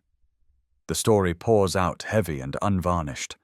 "I lost everything," James says simply. "My job, my savings, my wife. The only thing I had left was Emma." He reaches across the table. "And now you know the truth. I am just a guy who could not keep his mouth shut. And everyone paid the price." Catherine's hand tightens around his. "You did the right thing." "No," James interrupts gently. He pulls his hand back. "Do not make this harder than it is." "What are you saying?" "I am saying you should choose the company. You cannot throw away everything your parents built for someone like me. I will not let you." His shoulders square. "I am a janitor with a criminal record and nothing to offer except more problems. You are Catherine Ward." This was never going to work. James stands, leaving money on the counter. "I am sorry," he says, "for all of it." He walks away, disappearing into the Chicago night. Catherine whispers to the empty booth. "What good is ruling an empire if I rule it alone?" But James is already gone. James returns home hollow. He pays Mrs. Rodriguez checks on Emma already asleep, her drawings scattered on her pillow. One catches his eye. 3 stick figures. The tallest, clearly male, the smallest with curls. The middle figure erased and redrawn 3 times, the paper thin from revision. At the bottom, "Our family." James sits on her bed, the drawing in his hands, feeling something crack. Daddy Emma's sleepy voice cuts through darkness. "You are sad again. Go back to sleep, pumpkin." But Emma sits up, her stuffed rabbit clutched to her chest. "Are you sad because of Miss Catherine?" James freezes. "I heard you," Emma says simply. "That night at the diner, you told her she had to choose her job instead of us." Her face scrunches. "But Daddy, what if she did not want to choose? What if she wanted to fight for us?" The words land heavier than any boardroom threat. Emma climbs into his lap, small hands framing his face. "Mommy left because she had to write. The accident." "Yes, baby." "But Miss Catherine wants to stay." Emma says with devastating clarity. I can tell. So why are you making her go away? I was trying to protect her. James whispers. From what? From losing everything because of me. Emma tilts her head, genuinely confused. But Daddy is not that her choice. You always tell me everyone gets to make their own choices, even when they are hard, even when they are scary. James stares at his daughter, the student becoming the teacher. Emma holds up her drawing. See, there is room for all of us. You just have to let her in. She pauses. And maybe let her decide if she wants to be here. Because I think she does, Daddy. I think she loves us. James looks at the drawing. 3 figures holding hands. A door wide open. Room for everyone. What if she does not fight? He asks. Emma smiles. Then you fight for her, silly. That is what families do. Catherine wakes Saturday morning in her empty penthouse, the photographs spread across her table like evidence at a trial she cannot win. She walks to her study stands before her parents' portrait. They are young, standing together in front of the First Horizon Industries building. Partners in every sense. They built this empire together, Catherine whispers. You taught me that strength and love are not opposites. How do I do it alone? Her doorbell rings. Linda Chen stands there with coffee and determination. You look like hell, Linda says, walking in uninvited. Preston gave me an ultimatum, Catherine says. End things with James or lose my position. Linda studies the photographs particularly, one of Catherine and Emma laughing. And what are you going to do? I do not know. How can I risk everything my parents worked for? Linda sits beside her. Can I tell you something about your parents? What, the year before your mother died, the board wanted her to step down, said she was too soft, too emotional. Your father could have stayed alone.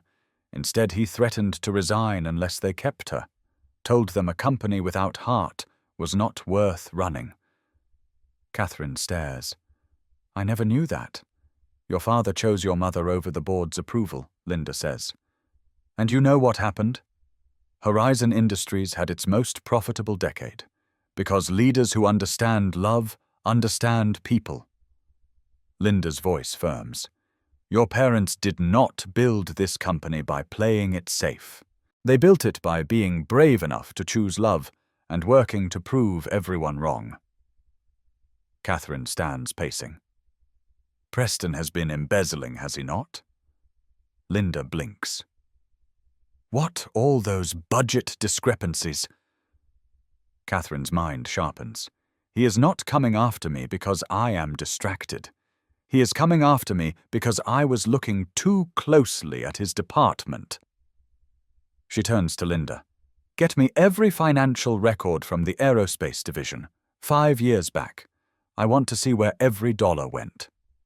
Linda grins. So you are fighting. Catherine looks at the photographs one more time. My parents taught me that power without love is just an empire waiting to crumble, she says quietly. I am choosing love, and I am fighting like hell to keep both. Saturday and Sunday blur into marathon investigation. Linda brings files. Catherine spreads them across her table laptop, open calculator clicking. The aerospace division. Payments that do not match timelines. Invoices for equipment never delivered. A shell company receiving consulting fees. Buried in paperwork. Preston Cole's brother-in-law listed as CEO of the shell company. Preston has been skimming for years, millions funneled through fake contracts. But Catherine finds something worse. Archived emails about safety reports filed 5 years ago. An engineer raising concerns about faulty seals. Serious reports with technical precision. The engineer's name, James Harper. Catherine's hands shake. James was right. His reports were thorough, correct, urgent. And the person who buried them, Preston Cole, head of aerospace at the time. James lost everything because Preston protected his fraud. And now Preston is using James's destroyed reputation as a weapon against Catherine. This is not about her love life. This is Preston protecting his crimes. Catherine sits back, evidence spread like a battle plan. She thinks about James scrubbing floors in the building where his career died, about Emma growing up without her mother, about lives Preston risked for profit. Preston wanted war. Catherine is bringing justice. Sunday afternoon, James stands outside Horizon Tower with Emma's hand in his. "Are you scared, Daddy?"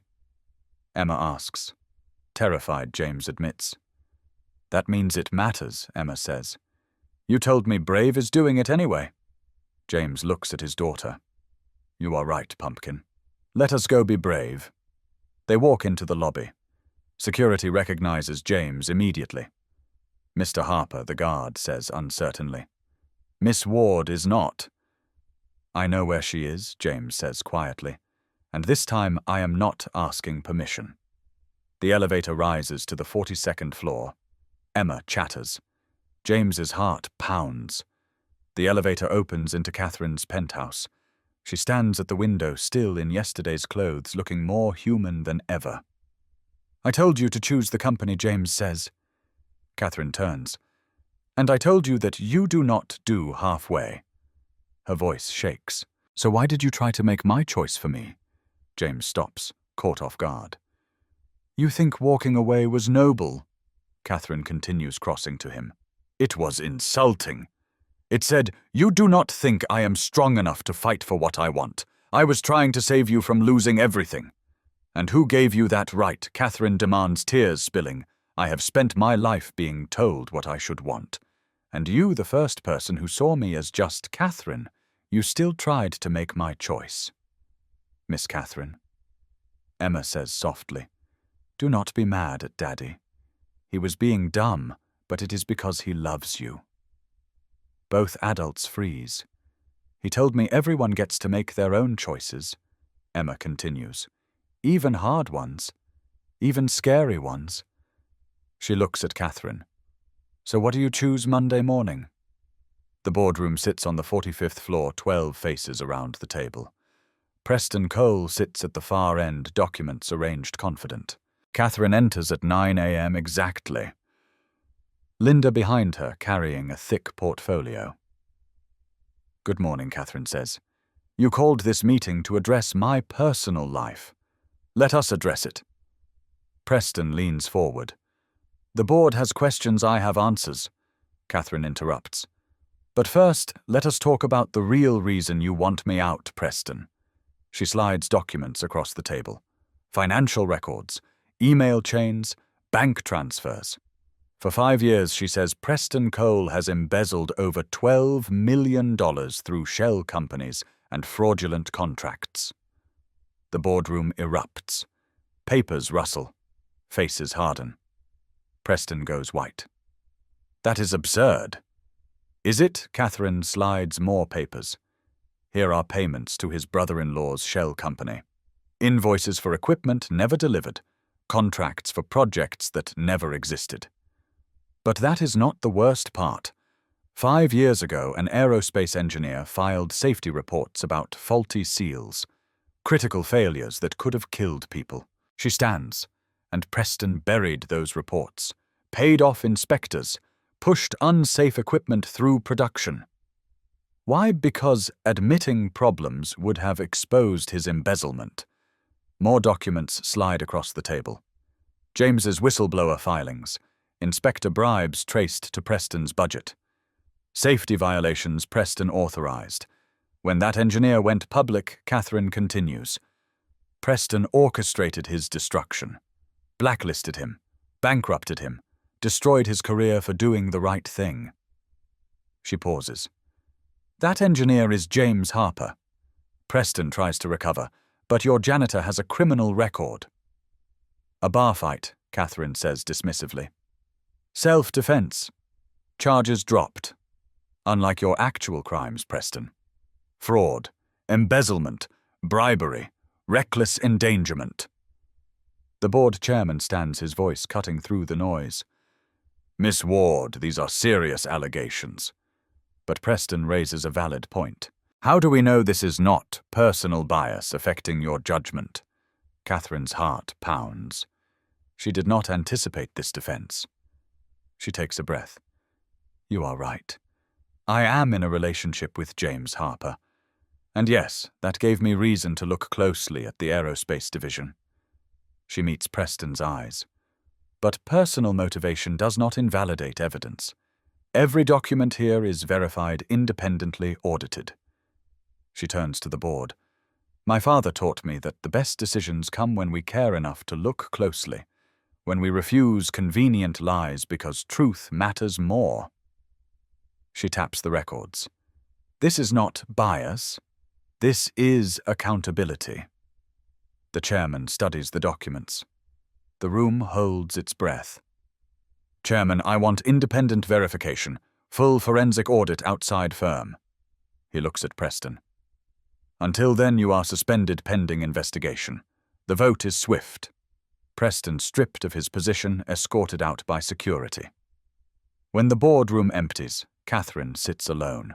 On paper she won, but the victory feels hollow without the people she fought for. Catherine Linda's voice is soft. Catherine looks up. There is someone here to see you, Linda says, smiling. James stands in Catherine's office doorway. Emma's hand in his, still in his janitor's uniform. You fought, James says quietly. Catherine nods. I fought. Emma crosses to Catherine, wrapping arms around her waist. Thank you for fighting for my daddy. Catherine kneels to Emma's level. Thank you for teaching him to fight for me. James moves closer. I am sorry I tried to make your choice for you. I am sorry I let fear run my life. Catherine counters. I am terrified, James. Of failing. Of this not working. Me too, James admits. But Emma taught me something. Being scared means it matters. And you matter, both of you. So where do we go from here? Emma answers. Ice cream.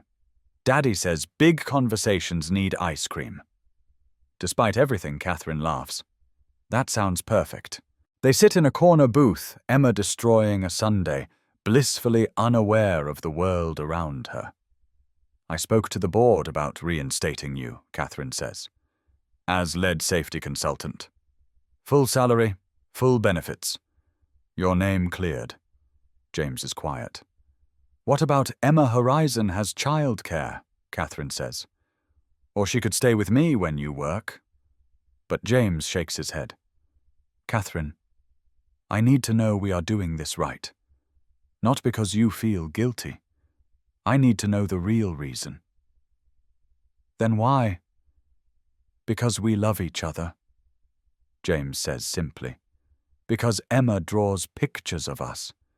Because when I am with you, I feel like more than survival. His voice drops. I want to wake up knowing I chose this, that we both chose this. Catherine takes his hand. I spent my life building walls, and you saw through every one. She squeezes. I do not want to fix your career because I feel guilty. I want to fix it because you were right. You saved lives. And I want the world to know. So we do this together, James asks. You, me, Emma. Together, Catherine agrees. No more running. We figure out how to have both. Emma looks up, chocolate on her face. Does this mean Miss Catherine is my mum now? The adults freeze. Because Emma continues, you are together and you love each other and you want breakfast on Saturdays. That is what families do. She tilts her head. Or do grown-ups make it complicated? James laughs. We absolutely make it complicated, Pumpkin.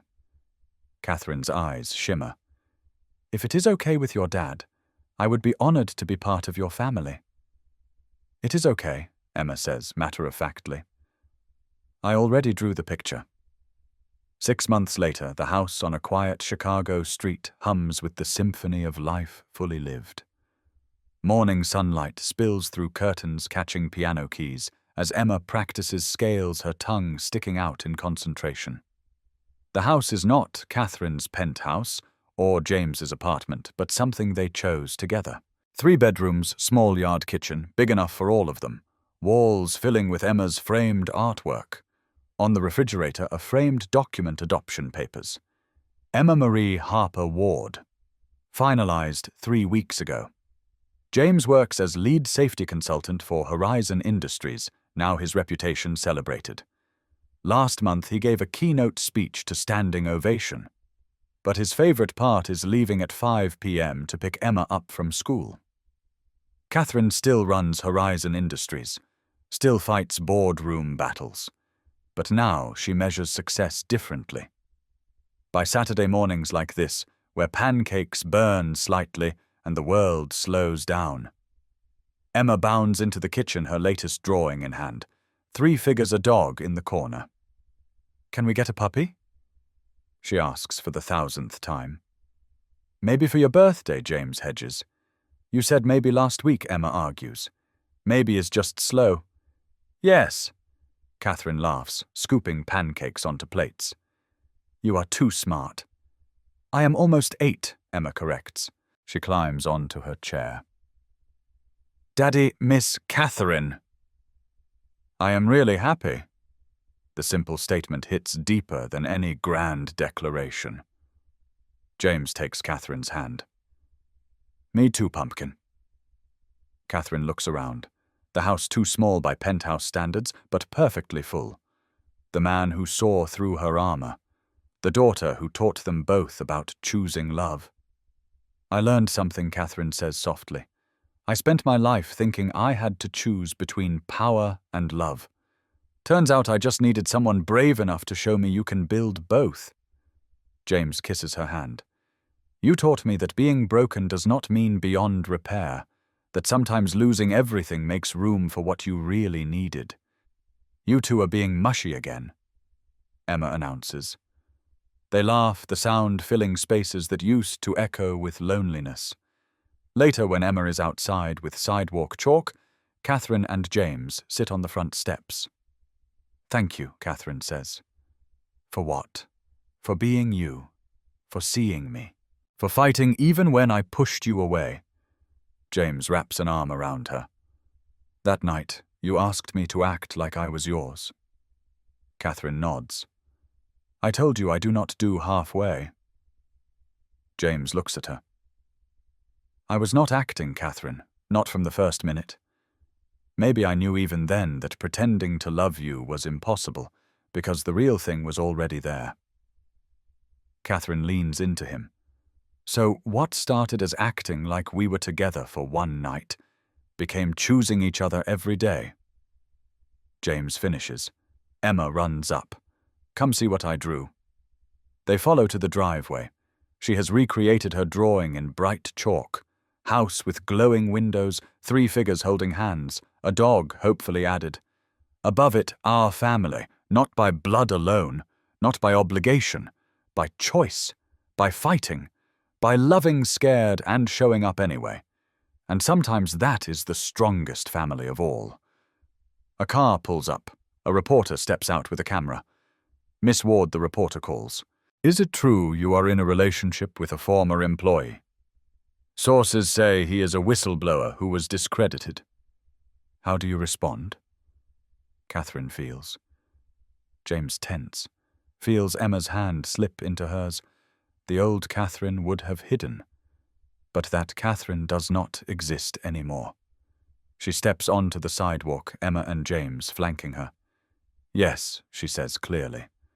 "I am in a relationship with James Harper, former aerospace engineer, and the man who saved lives by exposing safety violations." She looks at James. "He is also the best man I know." The reporter blinks. "And your position at Horizon Industries secure?" Catherine says. "My board supports me. My company is stronger because I learned integrity matters more than appearances." She smiles. "Any other questions?" The reporter retreats. Inside, Emma grins. "You were so cool, Mom." The word lands softly. Mom. Not Miss Catherine. Mom. Catherine's eyes fill. I learned from the best, she says. That night, after Emma sleeps, James and Catherine sit under stars Emma named. Remember that night at Horizon Tower? Catherine asks. When I asked you to act like you were mine? James nods. You said something I did not understand then. You said you do not do halfway, that even pretending you would do it all the way. I remember. I thought it was just a line, Catherine says. But you meant it. Even then you knew you could not pretend. James kisses her forehead. Pretending to love you would have been impossible. Because I could feel the real thing starting. So what started as just act like you are mine for tonight, Catherine murmurs, became you are mine and I am yours and we are each other's. James finishes forever. They sit together holding each other under stars. In a life they chose a family. They built a love that started as pretend and became the most real thing either of them has known. Friends, if this story touched your heart the way it touched mine, then I want you to do something for me right now. Hit that like button below this video because it tells me you want more stories like this, stories about real people choosing love even when it is hard, even when it is scary. And if you believe that kindness still matters in this world, that broken people can build beautiful things together, that it is never too late to let someone see who you really are beneath all the walls, then hit that subscribe button. Join our Soul Lift Stories family. We share stories every week that remind you hope is real, love is possible, and your story is not over yet. Share this video with someone who needs to remember that vulnerability is not weakness. Share it with someone who is building walls to protect themselves, but forgetting that those walls can become prisons. Share it with someone who thinks they have to choose between success and love, between their career and their heart, between who they are and who they think they should be. Because Catherine thought she needed someone to pretend to love her for one night.